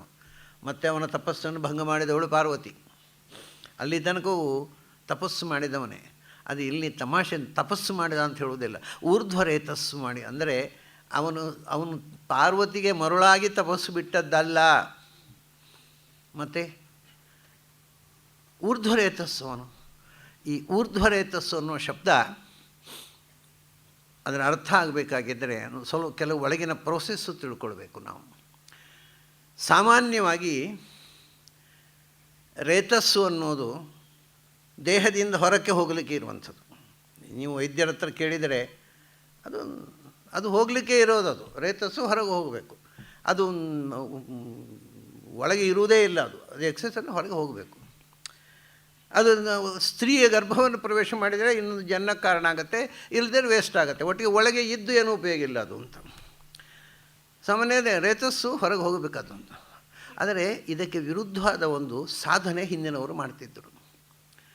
ಅದು ಇವತ್ತು ಅಂದರೆ ಮಾಡರ್ನ್ ಥಿಂಕರ್ಸಿಗೆ ಅಥವಾ ಮಾಡರ್ನ್ ಸೈನ್ಸಿಗೆ ಅಥವಾ ಮಾಡರ್ನ್ ಸೈಕಾಲಜಿಗೆ, ಯಾಕೆಂದರೆ ಫ್ರಾಯ್ಡನ ಸಿದ್ಧಾಂತವು ಅದೇ ಥರ ಅವನು ಸೆಕ್ಸು ಪ್ರಧಾನ ಅವರಿಗೆ ಸೈಕಾಲಜಿಯಲ್ಲಿ. ಇವರು ಸೆಕ್ಸನ್ನು ಓವರ್ಕಮ್ ಮಾಡುವುದು ಅಂತ ಒಂದು ಮಾತು ಹೇಳ್ತಾರೆ. ಇದು ಊರ್ಧ್ವರೇತಸ್ಸು ಅಂದರೆ ಸೆಕ್ಸನ್ನು ಓವರ್ಕಮ್ ಮಾಡಿದವ ಅಂತ. ಅದು ಸಾಧ್ಯವೋ? ಅರ್ವಾಚನರು ಒಪ್ಪೋದಿಲ್ಲ, ಅದು ಸಾಧ್ಯ ಇಲ್ಲ ಅಂತ. ಅದೆಲ್ಲ ಸುಮ್ಮನೆ ಬಲವಂತವಾಗಿ ನಿಗ್ರಹ ಮಾಡಬಹುದು ಹೊರತು ಸಹಜವಾಗಿ ಸೆಕ್ಸನ್ನು ಗೆಲ್ಲುವುದಕ್ಕಾಗುವುದಿಲ್ಲ. ಎಷ್ಟೇ ನೀವು ನಿಗ್ರಹ ಮಾಡಿ ಅದು ಒಂದಲ್ಲ ಒಂದು ರೀತಿಯಿಂದ ಕಾಡ್ತಾ ಇರ್ತದೆ. ಅದನ್ನು ನಿಗ್ರಹ ಮಾಡಿದ ಕಡೆಗೆ ವಯಸ್ಸಾದ ಮೇಲೆ ಆಗ್ತದೆ. ಆದರೆ ಸೆಕ್ಸನ್ನು ಪೂರ್ತಿ ವಯಸ್ಸು ಆದ ಮೇಲೆ ಕೂಡ ಅದು ಪೂರ್ತಿ ನಾಶ ಆಗೋದಿಲ್ಲ, ದೈಹಿಕವಾದ ಶಕ್ತಿ ಹೋದರೂ ಕೂಡ. ಅದು ನಾನು ಮೊನ್ನೆ ಹೇಳಿದನಲ್ಲ, ಒಬ್ಬ ಮನುಷ್ಯ ಇಡೀ ಜೀವಮಾನ ಸ್ತ್ರೀಯರ ಸ್ಪರ್ಶವೇ ಮಾಡದೆ ಬ್ರಹ್ಮಚರ್ಯವನ್ನು ಪಾಲನೆ ಮಾಡಿದ. ಅವನಿಗೆ ಕೊನೆಗೆ 99 ವರ್ಷ ಆದಾಗಲೂ ಎಲ್ಲ ಆಯಿತು, ಅದೊಂದು ಅನುಭವ ಆಗಲಿಲ್ಲ ಅಂತಲೇ ಕಾಡೋದು. ಅದು ಹೋಗೋಲ್ಲ, ಅದು ಒಳಗಿನಿಂದ ಆ ಫೀಲಿಂಗ್ ಹೋಗೋಲ್ಲ. ಅಂದರೆ ಇದೆಲ್ಲ ಫ್ಯಾಕ್ಟ್. ಇದು ನಾವು ಇದನ್ನೆಲ್ಲ ಮಾತಾಡುವಾಗ ಮುಚ್ಚುಮರೆ ಮಾಡಿ ಏನು ಉಪಯೋಗ ಇಲ್ಲ, ಇದು ಸತ್ಯ. ಅದನ್ನ ಮನುಷ್ಯನಿಗೆ ಸೆಕ್ಸನ್ನು ಗೆದ್ದೆ ಅನ್ನುವನನ್ನು ಕೂಡ ಎಲ್ಲೋ ಒಂದು ಮೂಲೆಯಲ್ಲಿ ಸೆಕ್ಸು ಕಾಡ್ತಾ ಇರ್ತದೆ. ಅದರಿಂದ ಊರ್ಧ್ವರೇತಸ್ಸು ಅಂದರೆ ಸೆಕ್ಸನ್ನು ಗೆದ್ದವ ಅಂತ, ಅಂದರೆ ಆ ಎನರ್ಜಿಯನ್ನು ಮೇಲ್ಮುಖ ಮಾಡಿ ಸ್ಟಾಪ್ ಮಾಡಿಬಿಟ್ಟವ ಅಂತ. ಇದು ಸಾಧ್ಯವೋ? ಅದನ್ನು ತೋರಿಸಿಕೊಟ್ಟವ ಶಿವ, ಅದಕ್ಕೋಸ್ಕರ ಆ ಶಬ್ದ ಹಾಕ್ತಾರೆ. ಮನುಷ್ಯರಿಗೆ ಇದು ಸಾಧ್ಯವೋ? ಯಾರಿಗೆ ಸಾಧ್ಯವೋ ಅವರು ಬಾಲ್ಯದಲ್ಲೇ ಸನ್ಯಾಸಿಗಳಾಗ್ತಾರೆ. ಈಗ ವಿವೇಕಾನಂದರು ಅವರು ಈ ಮಾತು ಹೇಳ್ತಾರೆ, ಬಾಲ್ಯದಲ್ಲೇ ಇಂದ್ರಿಯ ನಿಗ್ರಹ ಮಾಡುವುದು, ಸೆಕ್ಸನ್ನು ಮೀರಿ ನಿಲ್ಲುವುದು ಸಾಧ್ಯ ಅನ್ನೋದು ಪಶ್ಚಿಮದವರಿಗೆ ಅರ್ಥವಾಗದ ಸಂಗತಿ, ಆದರೆ ನಮಗೆ ಸಹಜವಾದ ಸಂಗತಿ ಅಂತ ಹೇಳ್ತಾರೆ. ಪಶ್ಚಿಮದವರಿಗೆ ಇದು ಹೇಳಿದರೂ ಅರ್ಥ ಆಗೋಲ್ಲ, ನಮಗೆ ಸಹಜವಾಗಿ ಅರ್ಥ ಆಗುತ್ತೆ. ಇದು ಅರ್ವಾಚೀನ ದೃಷ್ಟಾಂತ. ನೀವು ಹಿಂದೆ ಹೋದರೆ ಶಂಕರಾಚಾರ್ಯರು ಬಾಲ್ಯದಲ್ಲಿ ಸನ್ಯಾಸ ತೊಗೊಂಡ್ರು, ಮಧ್ವಾಚಾರ್ಯರು ಬಾಲ್ಯದಲ್ಲಿ ಸನ್ಯಾಸ, ರಾಮಾನುಜಾಚಾರ್ಯರು ಮದುವೆ ಆದಮೇಲೆ ಬಿಡಿ. ಅಂದರೆ ಬಾಲ್ಯದಲ್ಲಿ ಸನ್ಯಾಸ ತೊಗೊಂಡದ್ದು ಇನ್ಯಾರೋ ಮಠ ಖಾಲಿ ಆಯಿತು ಅಂತ ಯಾರೋ ಒತ್ತಾಯಕ್ಕಲ್ಲ, ಆಸ್ತಿ ಸಿಗುತ್ತೆ ಅಂತ ಸನ್ಯಾಸ ಕೊಟ್ಟದ್ದಲ್ಲ. ಅವರು ಸಹಜವಾಗಿ ತಾನೇ ಬಯಸಿ ತ್ಯಾಗ ಮಾಡಿದವರು. ಹಾಗಾದರೆ ಬಾಲ್ಯದಲ್ಲಿಯೇ ಸನ್ಯಾಸ ಸ್ವೀಕರಿಸುವವರಿಗೆ ಅಂದರೆ ಆ ರೀತಿ ಅವರು ಯಾರೋ ಅಂಥವರು ಊರ್ಧ್ವರೇತಸ್ಕರಿರಬೇಕು. ಅವರನ್ನು ಎಂದೂ ಕೂಡ ಸೆಕ್ಸ್ ಕಾಡುವುದಿಲ್ಲ. ಅದು ಗಂಡಸರಲ್ಲೂ ಅಂಥವ್ರು ಇರ್ಬೋದು, ಹೆಣ್ಮಕ್ಕಳಲ್ಲೂ ಇರ್ಬೋದು. ನಾನು 2 ವಿಧದ ಕೇಸುಗಳನ್ನು ನೋಡಿದ್ದೇನೆ. ಆದರೆ ಇದು ಸಹಜ ಅಲ್ಲ, ಅಂದರೆ ಕಾಮನ್ ಅಲ್ಲ, ಸಹಜ ಅಲ್ಲ. ಅಂದರೆ ಸಾಮಾನ್ಯವಾಗಿ ಗಂಡಿರಲಿ ಹೆಣ್ಣಿರಲಿ ಒಂದು ಸ್ಟೇಜ್ನಲ್ಲಿ ಸೆಕ್ಸು ಕಾಡಲೇಬೇಕು. ಅವರು ಮದುವೆ ಆಗದೇ ಇರಬಹುದು, ಆದರೆ ಸೆಕ್ಸ್ ಕಾಡ್ತಾ ಆಮೇಲೆ ಅದನ್ನು ತನ್ನಷ್ಟಕ್ಕೆ ಮರೆತು ಬಿಡಬೇಕಷ್ಟೇ ಹೊರತು ಕಾಡದೇ ಹೋಗುವುದಿಲ್ಲ. ಇದು ಸಾಮಾನ್ಯ. 100ಕ್ಕೆ 99 ಜನರು ಹೀಗೇನೆ, ಅಥವಾ 1000ಕ್ಕೆ 990, ಅಥವಾ 10,000ಕ್ಕೆ 9,990 ಜನ, ಬಹಳ ವಿರಳ. ಅಲ್ಲ, ಲಕ್ಷಕ್ಕೊಬ್ಬ ಇರ್ಬೋದು. ಆದರೆ ಸೆಕ್ಸಿನ ಬಯಕೆಯೇ ಇಲ್ಲದಂಥ ಗಂಡಸರು ಇದ್ದಾರೆ, ಹೆಂಗಸರು ಇದ್ದಾರೆ, ಬಹಳ ವಿರಳ ಮಾತ್ರ. ಅಂಥವ್ರನ್ನ ಊರ್ಧ್ವರೇತಸ್ಕರು ಅಂತಾರೆ. ಈ 2 ವಿಧದಿಂದ ಇದು ನೀವು ಹಿಂದಿನ ಜನ್ಮದಲ್ಲಿ ಯೋಗ ಸಾಧನೆ ಮಾಡಿ ಸೆಕ್ಸನ್ನು ಗೆದ್ದಿದ್ದರೆ ಆಟೋಮ್ಯಾಟಿಕಲಿ ಈ ಜನ್ಮದಲ್ಲಿ ಸೆಕ್ಸಿನ ಬಯಕೆ ಬರೋಲ್ಲ. ಇದು ಒಂದು ವಿಚಿತ್ರ. ಅದಕ್ಕೆ ಮಾತ್ರ ಹಿಂದಿನ ಜನ್ಮದಲ್ಲಿ ತುಂಬ ಪ್ರಯತ್ನ ಮಾಡಿದಾಗ ಹಿಂದಿನ ಜನ್ಮದಲ್ಲಿ ಸೆಕ್ಸನ್ನು ಪೂರ್ತಿ ಗೆದ್ದರೆ ಆ ಸಂಸ್ಕಾರದಿಂದೇ ಹೊತ್ತು ಈ ಜನ್ಮದಲ್ಲಿ ಬಂದರೆ ಈ ಜನ್ಮದಲ್ಲಿ ಬಾಲ್ಯದಿಂದ ಅಲ್ಲಿ ಇಡೀ ಜನ್ಮದಲ್ಲಿ ಜೀವನದಲ್ಲಿ ಸೆಕ್ಸ್ ಕಾಡುವುದಿಲ್ಲ. ಸೆಕ್ಸು ಬೇಕು ಅಂತಲೇ ಅನ್ನಿಸುವುದಿಲ್ಲ. ಆದರೆ ಇದು ಎಲ್ಲರಿಗೂ ಅನ್ವಯಿಸುವ ಮಾತಲ್ಲ, ಕಾಮನ್ ಅಲ್ಲ. ಆದರೆ ಅಂಥ ಜೀವಗಳು ಇದ್ದಾರೆ, ನಾನೇ ನೋಡಿದ್ದೇನೆ. ಇನ್ನೊಂದು ಸಾಧನೆಯಿಂದ ಸೆಕ್ಸನ್ನು ಗೆಲ್ಲುವುದು. ಅದು ಹೇಗೆ ಅಂದರೆ ನೋಡಿ, ಊರ್ಧ್ವರೇತಸ್ಕರಾಗುವುದು ಅಂದರೆ ಹೇಗೆ ಅಂದರೆ, ನಮ್ಮ ದೇಹದಲ್ಲಿ ಸ್ಪಿರಿಚುವಲ್ ಸೆಂಟರ್ಸು ಇವೆ. ಮೂಲೇಚ ನಾಭೌ ಹೃದಯ ಇಂದ್ರಯೋನಿ ಭುರುಮಧ್ಯ ಮೂರ್ಧದ್ವಿಷಡಂತ ಕೇಶು ಅಂತ ಇಷ್ಟು ಕಡೆ ಸ್ಪಿರಿಚುವಲ್ ಸೆಂಟರ್ಸ್ಗಳಿವೆ. ಅದನ್ನೇ ನಾವು ಅದರ ಸ್ಪಿರಿಚುವಲ್ ಸೆಂಟರ್ಸಿನ ಮೆಟೀರಿಯಲ್ ಆಸ್ಪೆಕ್ಟನ್ನೇ ಡಕ್ಲೆಸ್ ಗ್ಲ್ಯಾಂಡ್ಸ್ ಅಂತ ಅನ್ನೋದು. ಮೂಲದಲ್ಲಿ ಅಂದರೆ ನಮ್ಮ ಮೂತ್ರಕೋಶದ ಹತ್ತಿರ ಒಂದು ಗ್ಲ್ಯಾಂಡ್ ಇದೆ, ಅದಕ್ಕೆ ಗೊನ್ಯಾಡ್ ಅಂತ ಹೇಳ್ತಾರೆ. ಅದು ಕುಂಡಲಿನಿ ಅಂತ ಅಲ್ಲಿರ್ತಕ್ಕಂಥ ಎನರ್ಜಿ. ಆ ಕುಂಡಲಿನಿ ಅಂದರೆ ಏನು ಅಂದರೆ ಹಾವು ಯಾವಾಗಲೂ ಅದು ಹರ್ಕೊಂಡು ಹೋಗದೇ ಇದ್ದ ಸಮಯದಲ್ಲಿ ಸುತ್ತ ಹಾಕ್ಕೊಂಡು ಮಡಿಕೆ ಹಾಕ್ಕೊಂಡು ಹೀಗೆ ಮುಖ ಕೆಳಗೆ ಮಾಡಿಕೊಂಡು ಮಲಗಿರುತ್ತೆ. ಅದು ಯಾರಾದರೂ ಗೊತ್ತಿಲ್ಲದೆ ಅದು ಬಾಲಗೆಲ್ಲ ಮೆಟ್ಟಿಬಿಟ್ರೆ ಬುಸ್ ಅಂತ ಹೇಳಿ ಹರಡುತ್ತೆ, ಇಲ್ಲದ್ರೆ ಹೀಗೆ ಮಲ್ಕೊಂಡಿರುತ್ತೆ. ಇದು ಸಹಜವಾದ ಸೆಕ್ಸಿನ ಸ್ಥಿತಿ, ಅಂದರೆ ಕೆಳಮುಖ, ಡೌನ್ವರ್ಡ್ ಫ್ಲೋ. ಸೆಕ್ಸ್ ಮೇಲೆ ಹರಿಯೋದಿಲ್ಲ, ಅಂದರೆ ಆ ಎನರ್ಜಿ ಕೆಳಮುಖವಾಗಿ ಎನರ್ಜಿ ಫ್ಲೋ ಆಗುತ್ತಲ್ಲ, ಅದು ಸೆಕ್ಸು. ಆ ಕುಂಡಲಿನಿ ಶಕ್ತಿ ಯಾವಾಗಲೂ ಕೆಳಮುಖವಾಗಿದೆ. ಸೊ ಅದರದ್ದು ಫ್ಲೋ ಕೆಳಮುಖವಾಗಿ, ಆ ಕೆಳಮುಖವಾದಂಥ ಕುಂಡಲಿನಿ ಶಕ್ತಿಯೇ ನಮ್ಮನ್ನು ಸೆಕ್ಸಿನ ಕಡೆಗೆ ಸೆಳೆಯುವಂಥದ್ದು. ಆ ಕುಂಡಲಿಯನ್ನು ಜಾಗೃತಗೊಳಿಸಬೇಕು. ಕುಂಡಲಿನಿಯನ್ನು ಜಾಗೃತಗೊಳಿಸಿ ಅಲ್ಲಿಂದ ಮೇಲಿನ ಸೆಂಟರಿಗೆ ಬರಬೇಕದು. ಮೂಲಾಧಾರದಿಂದ ನಾಭಿ, ಇಲ್ಲಿ ಎಡ್ರಿನಲ್ ಗ್ಲ್ಯಾಂಡ್ ಇದೆ, ಅಲ್ಲಿಗೆ ಅದನ್ನು ಎನರ್ಜಿ ನೀವು ಮೇಲೆ ಕಳಿಸಿದರೆ ಏನು ಉಪಯೋಗ ಬೀಳೋಲ್ಲ. ಅದು ಮತ್ತೆ ಈ ಎಡ್ರಿನಲ್ ಗ್ಲ್ಯಾಂಡ್ ಉಂಟಲ್ವ, ಅದು ಮತ್ತೆ ಅದನ್ನು ಸಮುದ್ರಕ್ಕೆ ಹೋಲಿಸಿ ಅವರೇನೆಂದರೆ ಮೊದಲು ಉಪ್ಪು ನೀರು, ಅಲ್ಲಿಂದ ಕಬ್ಬಿನ ಹಾಲಿನ ಸಮುದ್ರ, ಇಲ್ಲಿ ಬರ್ತಕ್ಕಂಥದ್ದು ಎರಡನೇ ಸ್ಟೇಜು. ಆ ಎರಡನೇ ಸ್ಪಿರಿಚುವಲ್ ಸೆಂಟರ್ ಉಂಟಲ್ಲ, ಅದಕ್ಕೆ ಕಬ್ಬಿನ ಹಾಲಿನ ಸಮುದ್ರ ಅಂತ ಕರೆದರು. ಅಂದರೆ ಕಬ್ಬಿನ ಹಾಲು ಅಂದರೆ ವಿಷಯ ಸುಖ, ಪ್ರಾಪಂಚಿಕ ವಿಷಯ ಸುಖ. ಅಂಥ ಒಂದು ಸಮುದ್ರ, ಕಬ್ಬಿನ ರಸ ತೆಗೆದು ಸಮುದ್ರ ಯಾರೂ ಮಾಡಿಲ್ಲ. ಅದೇ ಅದು ಇವೆಲ್ಲ ಪ್ರಾಚೀನರ ಮಿಸ್ಟಿಕ್ ಲ್ಯಾಂಗ್ವೇಜಸ್. ಕಬ್ಬಿನ ಹಾಲು ಅಂದರೆ ನಾವು ಅದನ್ನು ರುಚಿ ಇಷ್ಟಪಡ್ತೇವೆ, ಬೇಕು ಅನಿಸುತ್ತೆ. ಅದು ಯಾವುದು ಅಂದರೆ ವಿಷಯ ಸುಖ, ಪ್ರಪಂಚದಲ್ಲಿರುವ ರೂಪ, ರಸ, ಗಂಧ, ಸ್ಪರ್ಶ, ಶಬ್ದ, ಇದರ ಬಯಕೆ ಉಂಟಲ್ಲ ಅದು. ಹಾಗಾಗಿ ಅದು ನೀವು ಎನರ್ಜಿ ಮೇಲಕ್ಕೆ ಬಂದರೂ ಕೂಡ ಮತ್ತೆ ಪ್ರಪಂಚದಲ್ಲಿಯೇ ಸುತ್ತುತ್ತಾ ಇರುತ್ತೆ. ಅದು ಅದರ ಮಧ್ಯೆ ಎರಡಿದೆ, ಅಲ್ಲಿ ಅದು ನಾಭಿ ಕೆಳಗೊಂದು ಸೆಂಟರ್ ಇದೆ, ಮೇಲೊಂದಿದೆ. ನಾಭಿ ಅದು ಇಕ್ಷು ಕೆಳಗಿನ ಸೆಂಟರ್ ಉಂಟಲ್ವ, ಅದು ವಿಷಯ ಸುಖಗಳನ್ನು ಕೊಡುವಂಥದ್ದು. ಅದಕ್ಕೆ ಮೇಲೆ ಬಂದರೆ, ನೀವು ಎಡ್ರಿನಲ್ ಗ್ಲ್ಯಾಂಡ್ ಬಂದರೆ ಸುರ, ಕಳ್ಳು ಅಂದರೆ ಸೆಕ್ಸಿನ ಅಮಲು. ಅವನಿಗೆ ಸೆಕ್ಸಿನ ಅಮಲು ಹಿಡಿದ್ರೆ ಏನು ಮಾಡಿದರೂ ಬಿಡಲಿಕ್ಕಾಗಲ್ಲ. ನೋಡ್ತೇವಲ್ಲ, ಎಂಥ ಪ್ರಸಂಗ ಇದ್ದರೂ ತಡ್ಕೊಳ್ಳಿಕ್ಕಾಗದೆ ಮಾಡಬಾರ್ದ ಕೆಲಸ ಮಾಡ್ತಾನೆ. ಏನೇನೋ ಪಾಪ ರಸ್ತೆಯಲ್ಲಿ ರೇಪ್ ಮಾಡ್ತಾರೆ, ಬಸ್ನಲ್ಲಿ ರೇಪ್ ತಡ್ಕೊಳ್ಳಿಕ್ಕಾಗೋಲ್ಲ. ಯಾಕೆಂದರೆ ಅದು ಕಳ್ಳಿನ ಅಮಲು ಅಂತ. ಆ ಅಮಲನ್ನು ಕಂಟ್ರೋಲ್ ಮಾಡಲಿಕ್ಕೆ ಆಗದಂಥ ಸ್ಥಿತಿಗೆ ಮನುಷ್ಯ ಹೋಗ್ತಾನೆ. ಇದೆಲ್ಲ ಈ ಕುಂಡಲಿನಿಯ ತಾಪತ್ರಯಗಳು. ಅದು ಕೆಳಗೆ ಇದ್ದದ್ದು ಸ್ವಲ್ಪ ಹೆಡೆ ಎತ್ತಿತು ಅಂದರೆ ಚುಚ್ಚೋದೆ, ಅದು ಕಚ್ಚೋದೆ. ಅದು ಇಲ್ಲಿ ತನಕ ಬಂದಾಗಲೂ ಇಷ್ಟೇ ವರ್ಲ್ಡ್ಲಿ ಅಫೈರ್ಸ್. ನಮ್ಮ ಈ ಕುಂಡಲಿನಿ ಶಕ್ತಿಯನ್ನು ಅದಕ್ಕಿಂತ ಮೇಲಕ್ಕೆ ಕೊಂಡು ಹೋಗಬೇಕು. ಅಷ್ಟು ಮಾಡದೆ ಸೆಕ್ಸನ್ನು ಓವರ್ಕಮ್ ಮಾಡಲಿಕ್ಕಾಗೋದಿಲ್ಲ. ಆ ಗೊನ್ಯಾಡಿನಿಂದ ಮೇಲೆ ಎಡ್ರಿನಲ್ ಗ್ಲ್ಯಾಂಡಿನಿಂದ ಥೈಮಸ್ ಗ್ಲ್ಯಾಂಡಿಗೆ ಬಂತು ಅಂತಂದರೆ ಆ ಸೆಕ್ಸ್ ಉಂಟಲ್ವ, ಸೆಕ್ಸ್ ಅಂದರೆ ಲವ್. ಆ ಲವ್ ಇಲ್ಲಿ ಭಕ್ತಿಯಾಗಿಬಿಡುತ್ತೆ. ಹೃದಯಕ್ಕೆ ಬಂದಾಗ ಅದು ಹೆಣ್ಣಿನ ಪ್ರೀತಿ ದೇವರ ಪ್ರೀತಿಯಾಗಿ ಪರಿವರ್ತನೆ ಆಗಿಬಿಡುತ್ತೆ. ಇಲ್ಲಿ ಬಂದಾಗ ಭಕ್ತಿ, ಹೃದಯ ಸಮುದ್ರದಲ್ಲೇ ಭಕ್ತಿ. ಅದಕ್ಕೆ ಅದನ್ನು ಹೃದಯ ನವನೀತ ಅಂದರು, ಬೆಣ್ಣೆಯ ಸಮುದ್ರ ಅಂದರು. ಎಂಥ ಬೆಣ್ಣೆ, ಭಕ್ತಿಯ ನವನೀತ. ಇಲ್ಲಿ ಬಂದಾಗ ಅದು ಭಕ್ತಿಯಾಗಿ ಕನ್ವರ್ಟ್ ಆಗ್ಬಿಡುತ್ತೆ. ಅದು ಸೆಳೆತ ಇದೆ, ಅದಮ್ಯವಾದ ಸೆಳೆತ ಇದೆ, ಪ್ರೀತಿಯ ಸೆಳೆತ. ಆ ಪ್ರೀತಿಯ ಸೆಳೆತ ಹೆಣ್ಣಿನ ಸೆಳೆತ ಅಥವಾ ಗಂಡಿನ ಸೆಳೆತ ಆಗದೆ ದೇವರ ಸೆಳೆತವಾಗಿಬಿಡುತ್ತೆ. ಅದು ಇಲ್ಲಿ ಬಂದಾಗ ಅದು ಅಲ್ಲಿಂದಲೂ ಮೇಲಕ್ಕೆ ಹೋಗಬೇಕು. ಯಾಕೆಂದರೆ ಇಲ್ಲಿ ತನಕ ಅದನ್ನು ಪೂರ್ತಿ ಶಿರಸ್ಸಿನ ತನಕ ಎನರ್ಜಿ ಮೇಲಕ್ಕೆ ಹೋಯಿತು ಅಂದರೆ, ಆಮೇಲೆ ಮೇಲಕ್ಕೆ ಹೋದರೆ ಅದನ್ನು ತೋರಿಸೋದಕ್ಕೋಸ್ಕರ ಶಿವ ಊರ್ಧ್ವರೇತನಾಗಿ ಮತ್ತೆ ಪಾರ್ವತಿಯನ್ನು ಮದುವೆ ಆದದ್ದು. ಅದರಲ್ಲೊಂದು ವಿಶೇಷ ಇದೆ. ಮೇಲಕ್ಕೆ ಹೋದರೆ ಎರಡು ಥರದ ಜನರು ಇರ್ತಾರೆ. ಅದು ಮೇಲಕ್ಕೆ ಎನರ್ಜಿಯನ್ನು ಮೇಲಕ್ಕೆ ಕಳಿಸಿ ಸಹಸ್ರಾರದಲ್ಲಿ ಕೂಡಿಸಿಬಿಡ್ತಾರೆ. ಅದು ಸಹಸ್ರಾರದಲ್ಲಿ ಹೋಗಿ ಕೂತಿತ್ತು ಅಂದರೆ ಆಮೇಲೆ ಅವನಿಗೆ ಏನು ಮಾಡಿದರೂ ಸೆಕ್ಸ್ ಬೇಕು ಅನ್ನಿಸುವುದಿಲ್ಲ, ಅಲ್ಲೇ ಕೂತು ಬಿಡ್ತದೆ.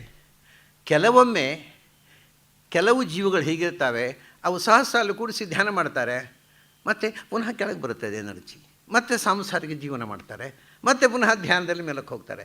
ಇದು ಕೆಲವರಿಗೆ ಮೇಲಕ್ಕೆ ಹೋಗಿ ಕೆಳಗೆ ಬರಲಿಕ್ಕೆ ಆಗೋದಿಲ್ಲ, ಅಂಥವ್ರು ಸನ್ಯಾಸಿಗಳೇ ಆಗಬೇಕಷ್ಟೆ. ಅವರಿಗೆ ಯಾವತ್ತೂ ಸೆಕ್ಸ್ ಬೇಡ. ಆದರೆ ಧ್ಯಾನಕ್ಕೆ ಹೋಗ್ತಾರೆ, ಮತ್ತು ಪುನಃ ಕೆಳಗೆ ಇಳಿದು ಸೆಕ್ಸಿಗೆ ಅಂದರೆ ಆ ಕುಂಡಲಿನಿ ಮತ್ತೆ ಕೆಳಮುಖ ಆಗುತ್ತೆ. ಅದು ಯಾವಾಗ ಬೇಕಾದರೆ ಅಂಥ ಸ್ಥಿತಿಯಲ್ಲಿದ್ದವರು ಸಂಸಾರಿಗಳಾಗ್ತಾರೆ ಮತ್ತು ಸಾಧಕರು ಆಗ್ತಾರೆ. ಉಳಿದವರು ಬರೀ ಸಂಸಾರಿಗಳು. ಸಾಧಕರಾದವರು ಅದನ್ನು ಮೇಲೆ ಕಳಿಸ್ತಾರೆ, ಧ್ಯಾನದಲ್ಲಿ ಇರ್ತಾರೆ, ಮತ್ತು ಕೆಳಗೆ ಬಂದಾಗ ಕುಣ್ಣೆ ಕೆಳಗೆ ಬಂದುಬಿಡುತ್ತೆ. ಕೆಲವರಿಗೆ ಮೇಲೆ ಹೋಯಿತು ಅಂದರೆ ಅದು ಕೆಳಗೆ ಬರುವುದೇ ಇಲ್ಲ. ಅಂಥವ್ರನ್ನ ವಿವೇಕಾನಂದರು ಅದನ್ನು ಊರ್ಧ್ವ ರೇತಸ್ಕರು ಅಂತ.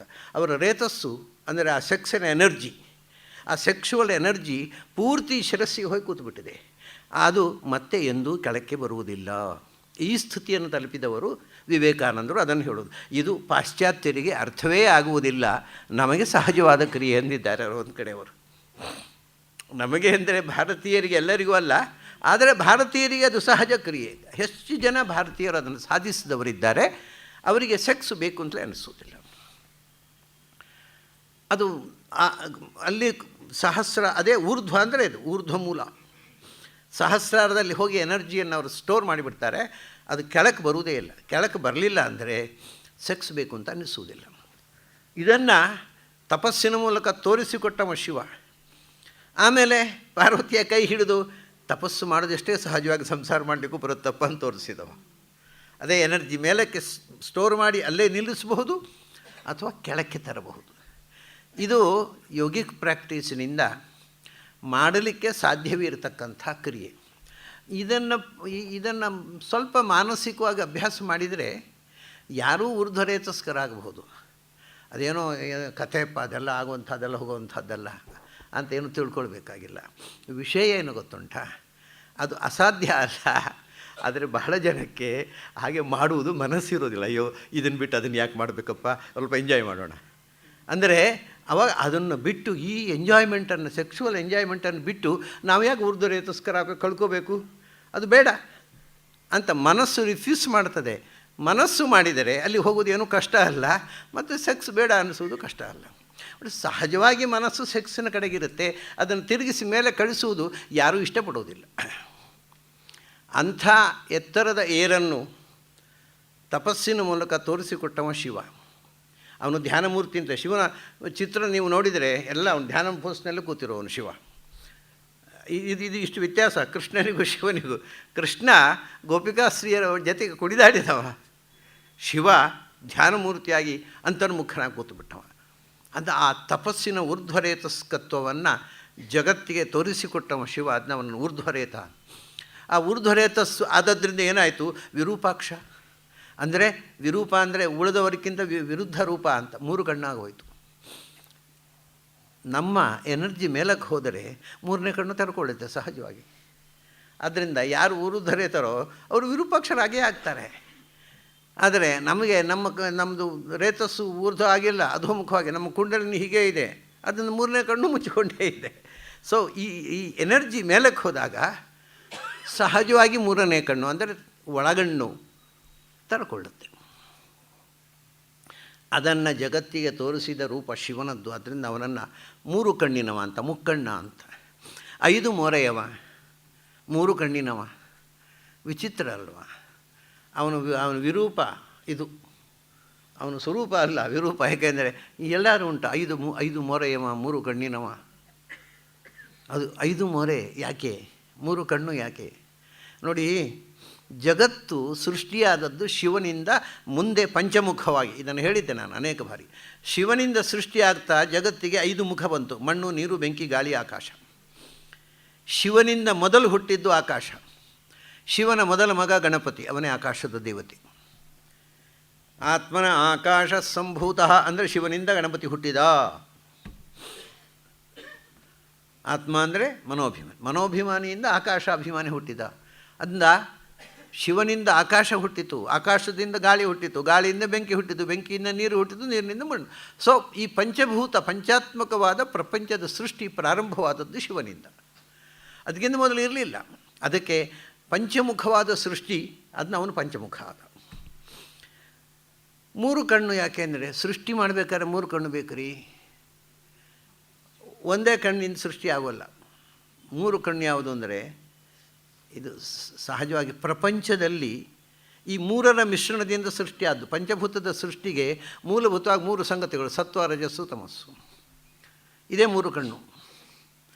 ಅದು ಒಂದೇ ಅಲ್ಲ, ನಿಜವಾಗಿ ಕಣ್ಣು ಉಂಟು. ಏನು ಅಂದರೆ ಜ್ಞಾನಶಕ್ತಿ, ಕ್ರಿಯಾಶಕ್ತಿ, ಇಚ್ಛಾಶಕ್ತಿ. ಇವು 3 ಕಣ್ಣುಗಳು. ಒಂದು ಕ್ರಿಯೆ ಆಗಬೇಕಾದ್ರೆ, ಒಂದು ಸೃಷ್ಟಿ ಆಗಬೇಕಾಗಿ ಇದು 3 ಬೇಕು ನೋಡಿ.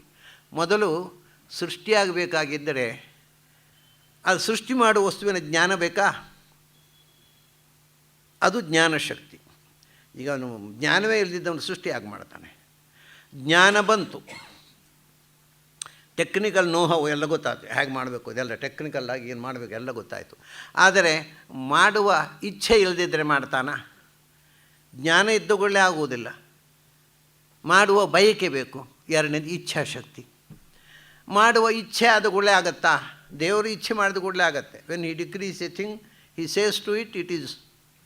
ಹಿ says to it be and it is. ಆದರೆ ನಾವು ಆಗುವಂತ ಕೂಡಲೇ ಆಗೋಲ್ಲ, ನಾವು ಮತ್ತೆ ಮಾಡಬೇಕು. ಅದು ಕ್ರಿಯಾಶಕ್ತಿ. ಸೊ ಒಂದು ವಸ್ತು ಆಗಬೇಕಾಗಿದ್ದರೆ ಅದಕ್ಕೆ ಕಾರಣಭೂತನಾದ ಚೇತನನಲ್ಲಿ 3 ವಿಷಯಗಳಿರಬೇಕು: ಜ್ಞಾನಶಕ್ತಿ, ಇಚ್ಛಾಶಕ್ತಿ, ಕ್ರಿಯಾಶಕ್ತಿ. ಇದೇ 3 ಕಣ್ಣುಗಳು. ಒಂದು ಮಡಕೆ ಮಾಡಬೇಕಾದರೂ ಕುಂಬಾರನಿಗೆ ಮಣ್ಣಿನಿಂದ ಮಡಕೆ ಮಾಡೋದು ಹೇಗೆ, ನಮಗೆ ಮಣ್ಣು ತಂದು ಕೊಟ್ಟರೆ ಮಡಕೆ ಮಾಡಲಿಕ್ಕಾಗತ್ತಾ?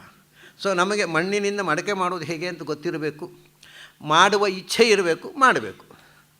ಇದು 3 ಆದರೆ ಒಂದು ವಸ್ತು ನಿರ್ಮಾಣ ಆಗುತ್ತೆ. ಅದನ್ನು ವಸ್ತು ನಿರ್ಮಾಣಕ್ಕೆ ಬೇಕಾಗಿರುವ 3 ಕಣ್ಣುಗಳು ಅಂದರೆ ಜ್ಞಾನಶಕ್ತಿ, ಇಚ್ಛಾಶಕ್ತಿ, ಕ್ರಿಯಾಶಕ್ತಿ.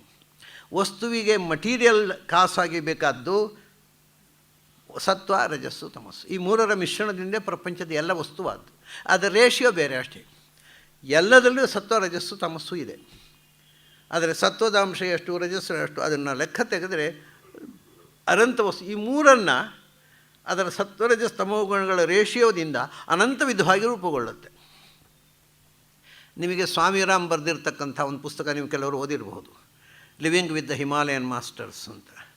ಅದರಲ್ಲಿ ಒಬ್ಬ ಸಾಧಕ ಭೈರವಿ ಯೋಗಿಯ ಕಥೆ ಹೇಳ್ತಾರೆ ಅವರು. ಏನು ಹೇಳ್ತಾರೆ ಅಂದರೆ, ಅದರಲ್ಲಿ ಇದು ಅವರು ಪ್ರತ್ಯಕ್ಷ ಅನುಭವಿಸಿದ್ದು. ಅವರು ಅವರ ಆಶ್ರಮಕ್ಕೆ ಇವರು ಹೋಗ್ತಾರೆ. ಆಶ್ರಮಕ್ಕೆ ಹೋದಾಗ ಅವರು ಒಟ್ಟಿಗೆ ಬಂದವನ ಹತ್ರ ಅವನು ಸ್ವಲ್ಪ ಮಡಿವಂತ. ಅವನ ಹತ್ರ, ನೋಡಪ್ಪ ಅಲ್ಲಿ ಒಂದು ಹೆಣ ಹೋಗ್ತಾ ಇದೆ, ಅದರೊಂದು ಮಾಂಸತ ಅಂತ ಹೇಳ್ತಾನೆ. ಇವ್ರಿಗೆ ಗಾಬರಿ ಆಗೋಯ್ತು. ಅಯ್ಯೋ ಯಾಕಾಗಿ ಬಂದೆ ಇಲ್ಲಿ, ಎಲ್ಲ ಹೋಯ್ತು, ನಮ್ಮ ಮಡಿ ಆಚಾರ ಎಲ್ಲ ಹಾಳಾಗೋಯ್ತು. ಅವನು ಹೆಣ ಹೋಗಿ ತಾರದೇ ಅವನು ಭೈರವ ಶಾಪ ಕೊಟ್ಟು ಬಿಡ್ತಾನೆ. ಹೆದರಿ ತಂದರು ಅದನ್ನು ಒಳಗೆ ಮಡಕೆಯಲ್ಲಿ ಬೇಯಲಿಕ್ಕಿಡುವನು ಇಟ್ಟ. ಮತ್ತು ಮಾತುಕತೆ ನಡೀತಾ ಇತ್ತು, ಶಾಸ್ತ್ರದ ಬಗ್ಗೆ ಚರ್ಚೆ ಸ್ವಾಮಿರಾಮ್ ಜೊತೆಗೆ. ಆಮೇಲೆ ನಾವು ಸ್ವಾಮಿರಾಮ್ ಕಲ್ಕತ್ತಾದವರು ಮಾತಾಡ್ತಾ ಇದ್ದೆ ಮಧ್ಯದಲ್ಲಿ, ನಿನಗೆ ರಸಗುಲ್ಲ ಅಂದರೆ ಇಷ್ಟ ಅಲ್ವೇನೋ ಅಂತ ಕೇಳಿದ್ರಂತೆ ಆ ಸಾಧು ಭೈರವಿ ಬ್ರಾಹ್ಮಣ. ನೀವು ಕಲ್ಕತ್ತಾದವಲ್ವ, ನಿನಗೆ ರಸಗುಲ್ಲ ಅಂದರೆ ಇಷ್ಟ ಅಲ್ವಾ? ಅದನ್ನು ಅಲ್ಲಿ ಕೂತಿದ್ದ ಮಡಿ ಬ್ರಾಹ್ಮಣ, ನೋಡೋ ಒಳಗೆ ಆ ಪಾತ್ರೆ ತಾಯಿಲ್ಲಿ ಬೇಯಲಿಕ್ಕೆ ಇಟ್ಟಿದ್ದೀರ, ಆ ಪಾತ್ರೆ ತಂದು ನೀನು ತಿಳಿಗೆ ಹೇಳ್ತಾನೆ, ಮಾಂಸ ತಟ್ಟೆ ತೆಗೆದರೆ ಅದರ ತುಂಬ ರಸಗುಲ್ಲ. ಇವನು ಕಂಗಾಲು, ಬೇಯಲಿಕ್ಕೆ ಇಟ್ಟದ್ದು ಮಾಂಸ, ಹೆಣದ ಮಾಂಸ, ತಟ್ಟೆ ತೆಗೆದರೆ. ಆವಾಗ ಅವನು ಹೇಳ್ತಾನೆ, ನೋಡಪ್ಪ ನೀನು ಕಲ್ಕತ್ತಾದಲ್ಲಿ ಸೈನ್ಸ್ ಗ್ರ್ಯಾಜುಯೇಟ್ ಅಲ್ವಾ, ಗೊತ್ತುಂಟ ನಿನಗೆ ಇದನ್ನು ಮಾಡೋದು ಹೇಗೆ ಅಂತ? ಏನು ಕರ್ಮ ಕಲ್ತದ್ದು ನೀನು ಶಾಲೆಯಲ್ಲಿ ಅಂತಾನೆ. ನೀನು ಸೈನ್ಸ್ ಗ್ರ್ಯಾಜುಯೇಟ್ ಅಂತಿ, ನಿನಗೇನು ಗೊತ್ತು? ನೋಡು, ಇದು ಸೈನ್ಸ್. ನಾನು ಏನು ಮಾಡಿದೆ ಅಂದರೆ, ನನಗೆ ಯಾವ ವಸ್ತುವಿನಲ್ಲಿ ಎಷ್ಟು ರೇಷಿಯೋದಲ್ಲಿ ಏನಿದೆ ಸತ್ವರಜ ಗೊತ್ತಿದೆ, ಆ ರೇಷಿಯೋ ಚೇಂಜ್ ಮಾಡಿಬಿಟ್ರೆ ವಸ್ತು ಬೇರೆ ಆಗುತ್ತೆ. ಗೊಬ್ಬರದಲ್ಲೂ ಇರುವುದು ಸತ್ವರಜಸ್ಸು ತಮಸ್ಸು, ಗುಲಾಬಿಯಲ್ಲೂ ಇರೋದು ಒಂದು ವಾಸನೆ, ಒಂದು ಪರಿಮಳ. ಯಾಕೆ? ಅದು ರೇಷಿಯೋ ವ್ಯತ್ಯಾಸ ಇದೆ. ಸೊ ಯಾವ ರೇಷಿಯೋದಲ್ಲಿ ಒಂದು ಸತ್ವರಜ ಗುಣವನ್ನು ಕಂಬೈನ್ ಮಾಡಿದರೆ ಯಾವ ವಸ್ತು ಆಗುತ್ತೆ ಅನ್ನೋ ಸೈನ್ಸು ನನಗೆ ಗೊತ್ತಿದೆ, ನಾನು ಮಾಡಿದೆ. ನೀವೇನು ಸೈನ್ಸ್ ಕಲಿಯೋದು ಸುಮ್ಮನೆ ವೇಸ್ಟು ಅಂತ ಹೇಳ್ಬಿಟ್ಟಂತೆ. ನಾಚಿಕೆ ಆಯ್ತವ್ರಿ. ನೀವೇನು ಕಲಿತೀರಿ ಶಾಲೆಯಲ್ಲಿ? ಎಷ್ಟು ಸಿಮೆಂಟಿಗೆ ಎಷ್ಟು ಜಲ್ಲಿ ಹಾಕಬೇಕು, ಎಷ್ಟು ಹೊಯ್ಗೆ ಹಾಕಬೇಕು, ಇಷ್ಟೇ ಕಲಿಯೋದು, ಇನ್ನೇನಿಲ್ಲ. ಹಾಗೆ ಸ್ಲ್ಯಾಬು ಮಾಡಬೇಕು, ಇದು ಬಿಟ್ಟು ಏನು ಕಲಿತೀರಿ ನೀವು ಅಂತ ಕೇಳಿದ. ಅದರಿಂದ ಆ ಸತ್ವ ರಜಸ್ ತಮೋ ಗುಣಗಳು ಇದೇ 3 ಕಣ್ಣುಗಳು. ಆ ಕಣ್ಣಿನ ಒಳಗಣ್ಣು ತೆರೆದು ಬಿಟ್ಟರೆ ಯಾವುದನ್ನು ಯಾವುದಾಗಿ ಪರಿವರ್ತಿಸಬಹುದು, ಏನನ್ನೂ ಸೃಷ್ಟಿ ಮಾಡಬಹುದು. ಇದು ನಾವು ಶಿವನನ್ನು ಊರ್ಧ್ವರೇತಂ ವಿರೂಪಾಕ್ಷಂ ಶಂಕರಂ ನೀಲಲೋಹಿತಂ. ಅವನಿಗೆ ನೀಲಲೋಹಿತ ಅಂತ ಹೇಳ್ತಾರೆ.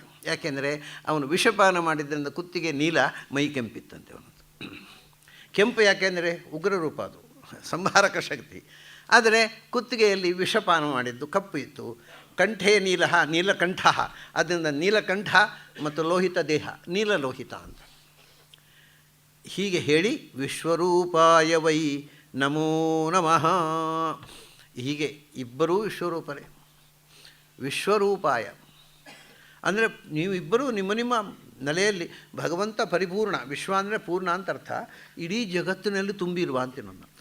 ವಿಶತಿ, ದೇಹದೊಳಗೆ ಪ್ರವೇಶಿಸಿ ನಮ್ಮ ದೇಹದೊಳಗಿದ್ದು ನಮ್ಮನ್ನು ನಿಯಂತ್ರಿಸುವ ರೂಪ. ಭಗವಂತ ನಾರಾಯಣನೂ ಹಾಗೆ, ನರಸಿಂಹನೂ ಹಾಗೆ, ಶಿವನೂ ಹಾಗೆ. ಅಂಥ ನಿಮಗೆ ವೈ ಸಮಸ್ತ ವೇದಗಳಲ್ಲಿ ಪ್ರಸಿದ್ಧರಾದ ನಿಮಗೆ, ನಾವು ಈಗ ಹೇಳಿದ ಸಂಗತಿ ಜ್ಞಾನಿಗಳ ಅನುಭವ ಸಿದ್ಧರಾದ ನಿಮಗೆ ನಮೋ ನಮಃ, ನಿರಂತರ ನಮಸ್ಕಾರ. ಆ ಎರಡು ಶಕ್ತಿಗಳು ನಮಗೆ ಭಗವತ್ ಶಕ್ತಿ ಮತ್ತು ಶಿವಶಕ್ತಿ, ಅದು ಒಳಗಿನಿಂದ ನಮ್ಮನ್ನು ಪ್ರೇರಣೆ ಮಾಡುವಂಥ ವಿಧಾನದಲ್ಲಿ ಸ್ವಲ್ಪ ಚ್ಯುತಿ ಆಯಿತು ಅಂತಂದರೆ ನಮ್ಮ ಬದುಕು ಮೂರಾಬಟ್ಟೆ ಆಗಿಬಿಡುತ್ತೆ. ಅದರಿಂದ ಆ ಮುಕ್ಕಣ್ಣ ಮತ್ತು ಪಂಚಮುಖ, ನೋಡಿ ಈ ಭಗವಂತನೂ ಪಂಚಮುಖ, ವಾಸುದೇವ ಸಂಕೃಷ್ಣ ಪ್ರದ್ಯುಮ್ನ ಅನಿರುದ್ಧ ನಾರಾಯಣ. ಪ್ರಾಣತತ್ವವೂ ಪಂಚಮುಖ, ಪ್ರಾಣ ಅಪಾನ ವ್ಯಾನ ಉದಾನ ಸಮಾನ. ಶಿವನೂ ಪಂಚಮುಖ, ಸದ್ಯೋಜಾತ, ತತ್ಪುರುಷ, ಅಘೋರ, ವಾಮದೇವ, ಈಶಾನ, ಮಹೇಶಾನ. ಹೀಗೆ ಎಲ್ಲ ಪಂಚರೂಪಗಳು, ಪಂಚರೂಪಗಳಿಂದ ಪ್ರಪಂಚದಲ್ಲಿ ತುಂಬಿದವರು. ಆದ್ದರಿಂದ ವಿಶ್ವಾಯ ವಿಶ್ವರೂಪಾಯ ತೇ ನಮೋ ನಮಃ. ಇದಾದ ಮೇಲೆ ಮತ್ತೊಂದು ಶಿವಮಂತ್ರ ಬರುತ್ತೆ. ಸರ್ವೋ ವೈ ರುದ್ರ ತಸ್ಮೈ ರುದ್ರಾಯ ತೇ ನಮೋ ಅಸ್ತು. ಸರ್ವೋ ವೈ ರುದ್ರ ತಸ್ಮೈ ರುದ್ರಾಯ ತೇ ನಮೋಸ್ತು. ನಮೋ ಅಸ್ತು, ನಮೋಸ್ತು ಅನ್ನುವಂಥದ್ದನ್ನು ವೇದದಲ್ಲಿ ನಮೋ ಅಸ್ತು ಅಂತ ವಿಂಗಡಿಸಿ ಹೇಳ್ತಾರೆ. ಅದಕ್ಕೆ ವ್ಯಾಕರಣ ಇದೆ. ಪ್ರಾಚ್ಯಶಾಖ್ಯದಲ್ಲಿ ಸಾಮಾನ್ಯವಾಗಿ ನಮೋ ಅಸ್ತು ಅಂತ ಬೇರೆ ಹೇಳಿದಾಗ ಅದು ಒತ್ತು ಕೊಟ್ಟ ಹಾಗಾಗುತ್ತೆ. ನಮೋಸ್ತು ಅನ್ನೋದಕ್ಕಿಂತ ಫೀಲಿಂಗ್ ನೋಡಿ, ಅದು ಹೇಳುವಾಗಲೇ ನಮೋಸ್ತು ಅನ್ನೋದಕ್ಕಿಂತಲೂ ನಮೋ ಅಸ್ತು ಅಂದರೆ ಆ ನಮಸ್ಕಾರದಲ್ಲಿ ನಮಗೆ ಭರ ತೋರಿಸುತ್ತೆ. ಅದು ವಿಂಗಡಿಸಿ ಹೇಳಿದಾಗ, ಒಟ್ಟಿಗೆ ಹೇಳಿದಾಗ ಹಾಂ, ಕಾಟಾಚಾರದ ನಮಸ್ಕಾರವೂ ಇರ್ಬೋದು. ಆಫೀಸ್ನಲ್ಲಿ ಬಾಸಿಗೆ ಮಾಡ್ತಾರಲ್ಲ, ಹಣೆ ಬರಹ, ಅವನಿದ್ರೆ ನಮಗೇನೋ ಸಸ್ಪೆಂಡ್ ಮಾಡ್ತಾನೆ. ನಮಸ್ಕಾರ ಸರ್ ಅಂದರೆ ಬಾಯಿಗೆ ಶಾಪ ಹಾಕ್ತಾ ಕೈಯಲ್ಲಿ ನಮಸ್ಕಾರ ಮಾಡ್ತೇವಲ್ಲ, ಅದಲ್ಲ. ಇದು ನಿಜವಾದ ನಮಸ್ಕಾರ. ನಮೋ ಅಸ್ತು, ತಸ್ಮೈ ರುದ್ರಾಯ ನಮೋ ಅಸ್ತು. ಎಂಥ ರುದ್ರ? Servo Y Rudra. ಸಾಮಾನ್ಯ ಏನು ಹೇಳುತ್ತೆ ಇದು? ಎಲ್ಲವೂ ರುದ್ರನೇ. ಎಲ್ಲವೂ ರುದ್ರನೇ ಅಂದರೆ ಏನು? ರುದ್ರ ಅಂದರೆ ಭಗವಂತನೂ ಹೌದು, ಶಿವನೂ ಹೌದು, ಏನು ಎಲ್ಲವೂ. ಬಹಳ ಜನಕ್ಕೆ ಈ ಎಲ್ಲ ಅನ್ನೋದರ ಅರ್ಥವೇ ಆಗೋದಿಲ್ಲ. ಯಾಕೆಂದರೆ ಈ ಸರ್ವ ಅಂದರೆ ಏನು ಅನ್ನೋದಕ್ಕೆ ಅನೇಕ ಕಡೆ ಅರ್ಥ ಹೇಳಿದ್ದಾರೆ ಶಾಸ್ತ್ರದಲ್ಲಿ. ಅದನ್ನು ತಿಳ್ಕೊಂಡು ನಾವು ಅರ್ಥ ಮಾಡಬೇಕಷ್ಟೇ. ಏನು? ಭಗವದ್ಗೀತೆಯಲ್ಲಿ ಒಂದು ಅರ್ಥ ಹೇಳಿದ್ದಾರೆ. ಮಹಾಭಾರತದಲ್ಲಿ ಸರ್ವ ಅನ್ನೋದನ್ನು ಯಾವ್ಯಾವ ಅರ್ಥದಲ್ಲಿ ಬಳಸ್ತಾರೆ ಅದನ್ನು ವಿಶ್ಲೇಷಣೆ ಮಾಡಿ ಹೇಳಿದ್ದಾರೆ.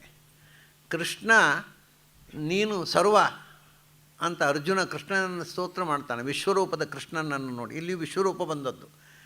ನೀನು ವಿಶ್ವರೂಪ, ವಿಶ್ವರೂಪದವ ಸರ್ವ ಅಂತ. ಏನು ಅಂದರೆ ಸರ್ವಂ ಸಮಾಪ್ನೋಷಿ ತಥೋಸಿ ಸರ್ವ. ನೀನು ಎಲ್ಲ ಕಡೆಯೂ ತುಂಬಿರುವಿ, ಆದ್ದರಿಂದ ನೀನು ಎಲ್ಲ.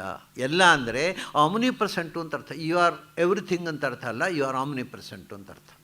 ಇದು ಒಂದು ಅರ್ಥ, ಇದು ಗೀತೆಯಲ್ಲಿ ಹೇಳಿದ ಅರ್ಥ. ಮಹಾಭಾರತದಲ್ಲಿ ಸರ್ವ ಶಬ್ದಕ್ಕೆ ಎಷ್ಟು ಅರ್ಥ ವೇದದಲ್ಲಿದೆ ಅನ್ನೋದು ಹೇಳ್ತಾರೆ. ಸರ್ವೇಶತ್ವಾತ್, ಸರ್ವಗತ್ವಾತ್, ಸರ್ವಸ್ಯ ಪ್ರಭುವಾಪ್ಯಯಾತ್, ಸರ್ವಸ್ಯ ಸರ್ವದಾ ಜ್ಞಾನಾತ್, ಸರ್ವಮೇನಂ ಪ್ರಚಕ್ಷತೆ ಅಂತ 4 ಅರ್ಥಗಳಲ್ಲಿ ಸರ್ವ. ಒಂದು ಸರ್ವ, ನೀವು ಎಲ್ಲ ಅಂದರೆ ಯು ಆರ್ ಆಲ್ ಪವರ್ಫುಲ್ ಅಂತ ಅರ್ಥ. ಯು ಆರ್ ಆಮ್ನಿಪೊಟೆಂಟ್, ಸರ್ವಸಮರ್ಥ. ಎಲ್ಲ ನೀವೇ ಅಂದರೆ ನಿಮಗೆ ಎಲ್ಲವೂ ಮಾಡುವ ತಾಕತ್ತಿದೆ.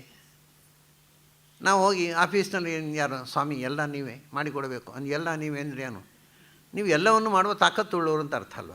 ಎಲ್ಲ ನೀವೇ ಅಂದರೆ ಮೇಜು, ಕುರ್ಚಿ, ಮಂಚಾಕ, ಎಲ್ಲ ಗೋಡೆ ಎಲ್ಲ ನೀವೇ ಅಂತ ಯಾರು ಹೇಳೋಲ್ಲ. So you are everything, that means you are all powerful. ನೀವು ಏನು ಬೇಕಾದ್ರೂ ಮಾಡಬಲ್ಲಿರಿ. ಅದೇ ಸರ್ವೇಶತ್ವಾತ್, ನೀನು ಸರ್ವಸಮರ್ಥ, ಆದ್ದರಿಂದ ನೀನು ಸರ್ವ. ಸರ್ವಗತ್ವಾತ್, ನೀನು ಎಲ್ಲ ಕಡೆ ತುಂಬಿರುವಿ, ಆದ್ದರಿಂದ ನೀನು ಎಲ್ಲ.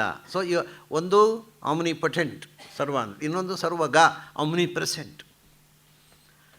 ಆಮೇಲೆ ಸರ್ವಸ್ಯ ಸರ್ವದಾ ಜ್ಞಾನಾತ್, ನೀನು ಎಲ್ಲವನ್ನೂ ತಿಳಿದವ, ಅದು ನೀನು ಎಲ್ಲ ಆಮ್ನಿಷಿಯಂಟ್.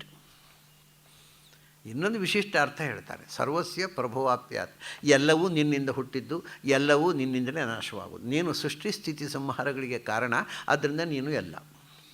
ಅಂದರೆ ನೀನು ಎಲ್ಲ ಅಂದರೆ ನಿನ್ನನ್ನು ಬಿಟ್ಟು ನಿನ್ನ ಹಂಗಿಲ್ಲದೆ ಸ್ವತಂತ್ರವಾಗಿ ಜಗತ್ತಿನಲ್ಲಿ ಯಾವುದೂ ಇಲ್ಲ.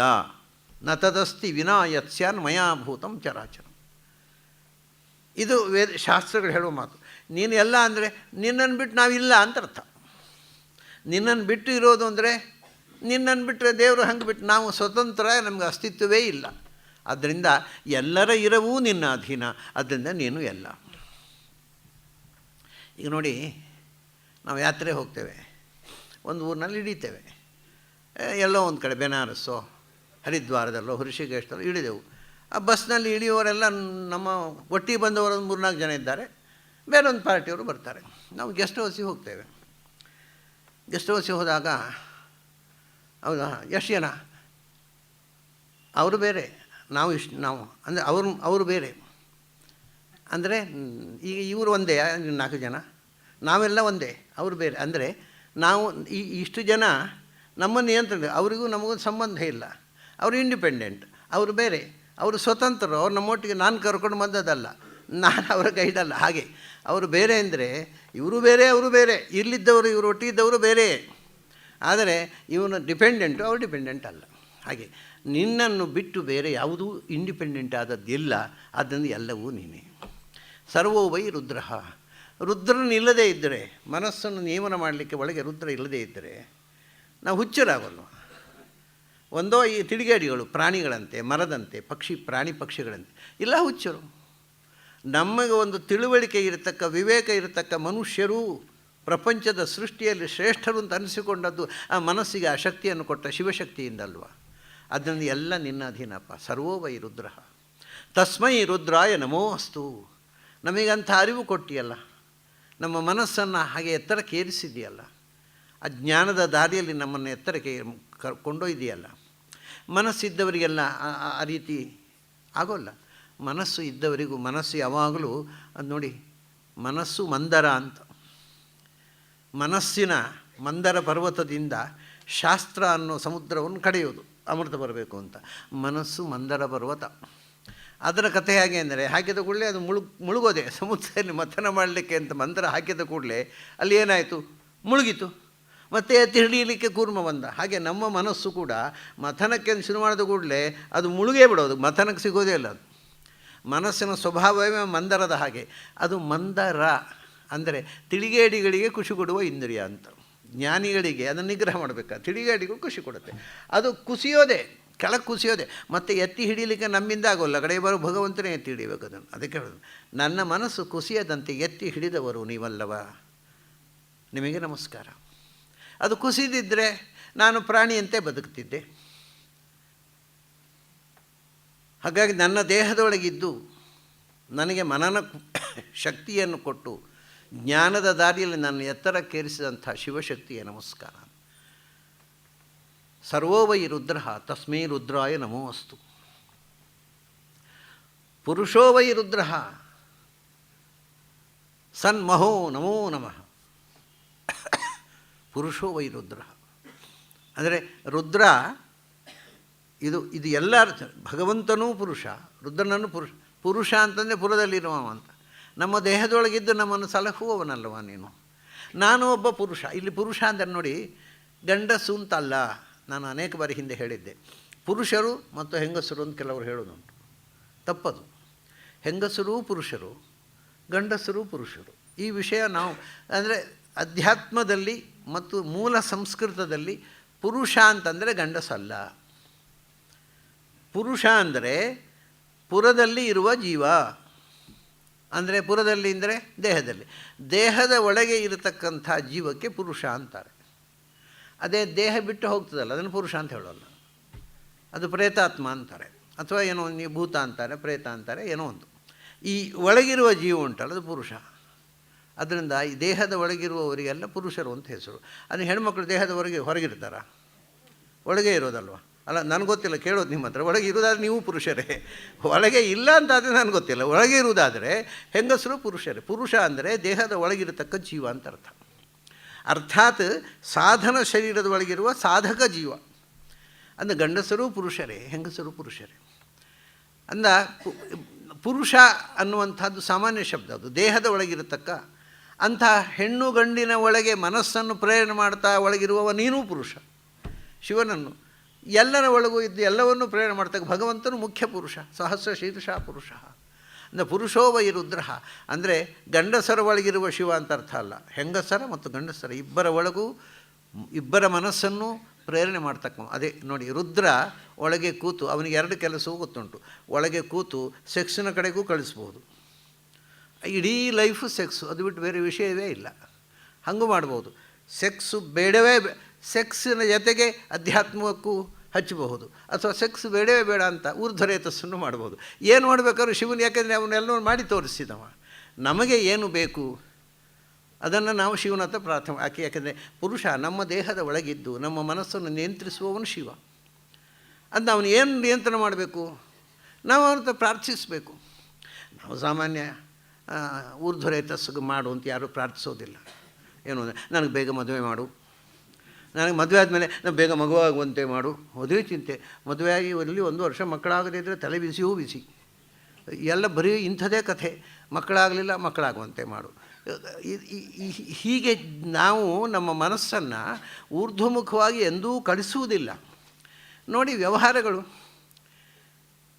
ಒಂದು ಮಕ್ಕಳು, ಒಂದು ಉದ್ಯೋಗ, ಒಂದು ಸಂಬಳ, ಇದು ಬಿಟ್ಟು ಬೇರೆ ಕಥೆಯೇ ಇಲ್ಲ ಮನುಷ್ಯರಿಗೆ. ಯಾರೋ ಸಿಕ್ಕಿದ ಕೂಡಲೇ ನೀವು ಏನು ಮಾಡ್ತಾಯಿದ್ದೀರಿ ಅಂದರೆ, ಏನು ಮಾಡ್ತಾಯಿದ್ದೀರಿ ಅಂದರೆ ನಿಮ್ಮ ಎದುರು ನಿಂತಿದ್ದೇನಲ್ವ, ಕಾಣೋಲ್ವ? ಅದಲ್ಲ, ಏನು ಕೆಲಸ ಮಾಡ್ತಾಯಿದ್ದೀರಿ ಅಂತ. ಓಹೋ ಎಲ್ಲಿ ಏನು ಕೆಲಸ ಮಾಡ್ತಾಯಿದ್ದೀನಿ ಅವನ್ನೆಲ್ಲ ಹೇಳಿಬಿಟ್ರೆ ಎಷ್ಟು ಸಿಗುತ್ತೆ ಅಂದರೆ ಇವ್ರಿಗೆ ಯಾಕಪ್ಪ ಅದೆಲ್ಲ. ಆಮೇಲೆ ಮದುವೆ ಆಗಿದೆಯಾ, ಎಷ್ಟು ಮಕ್ಕಳು, ಅಲ್ಲ ಇದೆಲ್ಲ ಯಾಕೆ? ಇದೇ ಬಿಟ್ಟು ಬೇರೆ ವಿಷಯ ಮಾತಾಡಲಿಕ್ಕೆ ಗೊತ್ತಿಲ್ಲ. ಅದಕ್ಕೆ ಮಕ್ಕಳೆಷ್ಟು, ಗಂಡೆಷ್ಟು, ಹೆಣ್ಣೆಷ್ಟು, ಮದುವೆ ಯಾರೆಲ್ಲ ಆಗಿದೆ, ಅಲ್ಲ ಇಷ್ಟೇ ವಿಚಾರ. ಲೋಕ ಅದಕ್ಕಿಂತ ಆಚೆಗೆ ವಿಷಯವೇ ಗೊತ್ತಿಲ್ಲ ಮಾತಾಡಲಿಕ್ಕೆ. ಯಾಕೆಂದರೆ ನಮಗೆ ಸ್ಪಿರಿಚುವಲ್ ಲೈಫ್ ಒಂದು ಏನೂ ಗೊತ್ತಿಲ್ಲ. ಇಷ್ಟೇ ಮದುವೆ, ಮಕ್ಕಳು, ಸಂಸಾರ, ಸಂಬಳ, ದುಡ್ಡು, ಇಷ್ಟು ಬಿಟ್ಟು ಬೇರೆ ವಿಷಯವೇ ಗೊತ್ತಿಲ್ಲ ಮಾತಾಡಲಿಕ್ಕೆ. ಈ ಸಿಕ್ಕಿದರೆ ಜನ ಮಾತಾಡೋದು ಇಷ್ಟೇ, ಈ ಚಕ್ರದ ಒಳಗೇ ಮಾತುಕತೆ. ಅದು ರುದ್ರ ಅಂದರೆ ಭಯಾನಕ. ಅದು ಅಂಥವ್ರನ್ನ ರುದ್ರನೇ ಕಾಪಾಡಬೇಕು. ಮನಸ್ಸಿಗೆ ಒಳ್ಳೆಯ ಪ್ರೇರಣೆ ಕೊಡಲಿ, ಅವರಿಗೆ ಜ್ಞಾನದ ದಾರಿಯಲ್ಲಿ ಮುನ್ನಡೆಸುವಂತೆ. ಎಷ್ಟೋ ಮಂದಿಗೆ ಸಿಂಪಲ್ ಇದು, ನಮಗೆ ಮಾತು ಕೊಟ್ಟಿದ್ದಾನೆ ಭಗವಂತ, ಆದರೆ ಹೇಗೆ ಮಾತಾಡಬೇಕು ಅಂತ ಗೊತ್ತಿಲ್ಲ. ಸಭ್ಯತೆ ಇಲ್ಲ, ಹೇಗೆ ಮಾತಾಡಬೇಕು ಅಂತ ಗೊತ್ತಿಲ್ಲ. ನಾವು ಮಾತನಾಡುವ ಅನಾಗರಿಕರು. ಪ್ರಾಣಿಗಳು ಅಟ್ಲೀಸ್ಟ್ ಮಾತನಾಡುವುದಿಲ್ಲ, ಅದರಿಂದ ಅನಾಗರಿಕರಲ್ಲ ನಾವು ಮಾತನಾಡುವ ಅನಾಗರಿಕರು. ಎಷ್ಟು ಈಗೋ ಸೆಂಟರ್ಡ್ ಅಂದರೆ, ಸಿಗ್ತಾರೆ ಯಾರೋ, ಅವನ ಮುಖ ನೋಡಿರ್ತೇವೆ ನಾವು, ನಮಸ್ಕಾರ ಗೊತ್ತಾಯ್ತಾ ಯಾರು ಅಂತ. ನಾನು ಅರೆ ಯಾಕೆ ಗೊತ್ತಾಗಬೇಕು, ಕಡೆ ನೀವು ನನಗೆ ಜಗಳ ಬೇಡ, ಆಯಿತು ಗೊತ್ತಾಯ್ತು, ಯಾರು ಹೇಳಿ ನೋಡೋಣ, ಒಳ್ಳೆ ಕಷ್ಟ ಆಯ್ತಲ್ಲ, ಅದು ಪರೀಕ್ಷೆ ಕೂತಿದ್ದೇವೆ ನಾವು. ಅಂದರೆ ಹೀಗೆ ಮಾತಾಡುವವರಿಗೆ ತಾನು ಜಗತ್ಪ್ರಸಿದ್ಧ ವ್ಯಕ್ತಿ, ಎಲ್ರಿಗೂ ತಾನು ಗೊತ್ತಿರಬೇಕು ಅನ್ನೋ ಈಗೋ ಬಿಟ್ಟರೆ ಇನ್ನೇನೂ ಇಲ್ಲ. ಪರಮ ಮೂರ್ಖರು ಅಂಥವ್ರು, ನಿಮ್ಮ ಪರಿಚಯ ಇಲ್ಲ, ಆಗೋ ಉದ್ದೇಶವೂ ಇಲ್ಲ ಅಂತ ಹೇಳಬೇಕು. ಯಾರು ಹೇಳಿ, ನಿಮಗೆ ಯಾಕೆ ತಿಳ್ಕೊಬೇಕು ನೀವು ಯಾರು ಅಂತ, ನನಗೇನಾಗಬೇಕು ನಿಮ್ಮನ್ನು ತಿಳ್ಕೊಂಡು ಅಂತ ಕೇಳಬೇಕು. ಆಮೇಲೆ ನಿಲ್ಲತ್ತೆ ಅಂಥ ಪ್ರಶ್ನೆ ಹಾಕೋದು. ಪೆದ್ದುಗಳು ಅಂದರೆ ನಮಗೆ ಮಾತಾಡಲಿಕ್ಕೆ ಬರೋಲ್ಲ ನಮ್ಮ ಜನಕ್ಕೆ. ಅದಕ್ಕೆ ಒಳಗಿನಿಂದ ಶಿವ ಕೂತು ಬುದ್ಧಿ ಕೊಡಬೇಕಪ್ಪ, ಒಳ್ಳೆ ಮಾತನಾಡುವ ಹಾಗೆ, ಒಳ್ಳೆ ರೀತಿ ಬದುಕುವ ಹಾಗೆ. ಇಲ್ಲದೇ ಇದ್ದರೆ ಇಂಥದೇ ಬೇಡವಾದ ಮಾತು, ಹರಟೆ, ಹೊಲಸು, ಜೀವನವೇ ಕೊಳಕು. ಸರ್ವೋ ವೈ ಪುರುಷೋ ವೈ ರುದ್ರ ಸನ್ಮಹಃ ನಮೋ ನಮಃ ಅಂದರು. ಸನ್ಮಹಃ, ಅವನು ಸನ್ ಅಂದರೆ ನಿರ್ದುಷ್ಟನಾದವ. ಯಾರು ನಿರ್ದುಷ್ಟನೋ ಅವನು ಸನ್. ಸಂಸ್ಕೃತದಲ್ಲಿ ಸಜ್ಜನರನ್ನು ಸನ್ ಅಂತ ಹೇಳೋದು. ಅಂದರೆ ಜೀವನದಲ್ಲಿ ಈ ದುಷ್ಟತನವನ್ನು ಕಳ್ಕೊಂಡು ಸಜ್ಜನಿಕೆಯನ್ನು ಬೆಳೆಸಿಕೊಂಡಂಥ ಋಷಿಮುನಿಗಳು ಸಂತರು ಅಂತ ಹೇಳ್ತೇವಲ್ಲ, ಅದರ ಏಕವಚನ ಸನ್, ಅದರ ಬಹುವಚನ ಸಂತಹ. ಸಂತವು ಸಂತಹ. ಅವು ಕನ್ನಡದಲ್ಲಿ ನಾವು ಸಂತರು ಅಂತೇವಲ್ಲ, ಅದರ ಏಕವಚನ ಸನ್ನು, ಅದರ ಬಹುವಚನ ಸಂತಹ. ನಾವು ಬಹುವಚನವನ್ನೇ ಸಂತರು ಅಂತ ಮಾಡ್ತೇವೆ ಅಷ್ಟೇ. ವಸ್ತುತಃ ಸನ್ ಮತ್ತು ಸಂತಹ ಅಂತ ಬಹುವಚನ. ನೋಡಿ, ನಮಗಿಂತ ಮೆಕ್ಸಿಕನ್ ಲ್ಯಾಂಗ್ವೇಜಿನಲ್ಲಿ ಇದನ್ನು ಚೆನ್ನಾಗಿ ಫಾಲೋ ಮಾಡಿದ್ದಾರೆ. ಅವರು ಸನ್ ಏಕವಚನವನ್ನು ಸ್ಯಾನ್ ಅಂತ ಹೇಳ್ತಾರೆ, ಸಂತಹ ವಚನವನ್ನು ಸ್ಯಾಂಟಾ ಅಂತ ಹೇಳ್ತಾರೆ. ಸ್ಯಾಂಟಾ, ಸ್ಯಾನ್ ಫ್ರಾನ್ಸಿಸ್ಕೋ, ಸ್ಯಾಂತಾ ಕ್ರೂಸ್, ಅವರು ಸ್ಯಾಂಟಾ, ಸಂತಹ. ಇದನ್ನು ಕದ್ದು ಸ್ಯಾಂಟಾ ಮಾಡಿದರು. ನಾವು ಅದನ್ನು ಕಲಿತೇವೆ, ಯಾಕೆಂದರೆ ನಮಗೆ ಅದು ಸಂಸ್ಕೃತದಲ್ಲೇ ಗೊತ್ತಿಲ್ಲ, ನಮ್ಮದೇ ಭಾಷೆದ ನಮ್ಗೆ ಗೊತ್ತಿಲ್ಲ. ಅದು ಇಂಗ್ಲೀಷು, ಮೆಕ್ಸಿಕನ್ ಲ್ಯಾಂಗ್ವೇಜು, ನಾವು ಫಾರಿನ್ನಲ್ಲಿ ಅದು ಹೊಸ ಭಾಷೆ ಅಂತ ಉರು ಹೊಡಿತೇವೆ ನಾವು. ಅದು ನಮ್ಮದೇ ಭಾಷೆ ಅವರು ಕದ್ದದ್ದು ನಮಗೆ ಗೊತ್ತಿಲ್ಲ. ನಾವು ಅವ್ರ ಭಾಷೆ ಮತ್ತು ಕದಿಯೋದು, ನಮ್ಮದೇ ಭಾಷೆಯನ್ನು ಅವರು ಕದ್ದದ್ದನ್ನು ನಾವು ಮತ್ತು ಅವರಿಂದ ಕದ್ದು ನಾವು ಕದಿಯೋದು.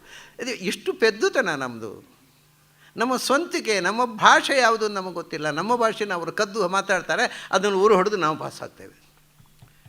ಅದೊಂದು ಸಂತಹ, ಸ್ಯಾಂಟಾ, ಇದು ಮೆಕ್ಸಿಕನ್ ಲ್ಯಾಂಗ್ವೇಜ್ನಲ್ಲಿ. ಇಂಗ್ಲೀಷ್ನಲ್ಲಿ ನಾವು ಸಂತ, ಅವರು ಸೈಂಟ್ ಅಂತ ಮಾಡಿಬಿಟ್ರು, ಬಹುವಚನವಾಗೋಯ್ತು, ಏಕವಚನ, ಸೈಂಟ್ ಆ್ಯಂಡ್ ಸೈಂಟ್ಸ್. ಆದರೆ ಮೆಕ್ಸಿಕನ್ನಲ್ಲಿ ಸ್ಯಾನ್ ಆ್ಯಂಡ್ ಸ್ಯಾಂಟಾ ಅಂತ. ತುಂಬ ರೋಚಕ. ಅಂದರೆ ನಾವು ಇದು ಒಂದು ತಮಾಷೆ ಏನು ಅಂದರೆ,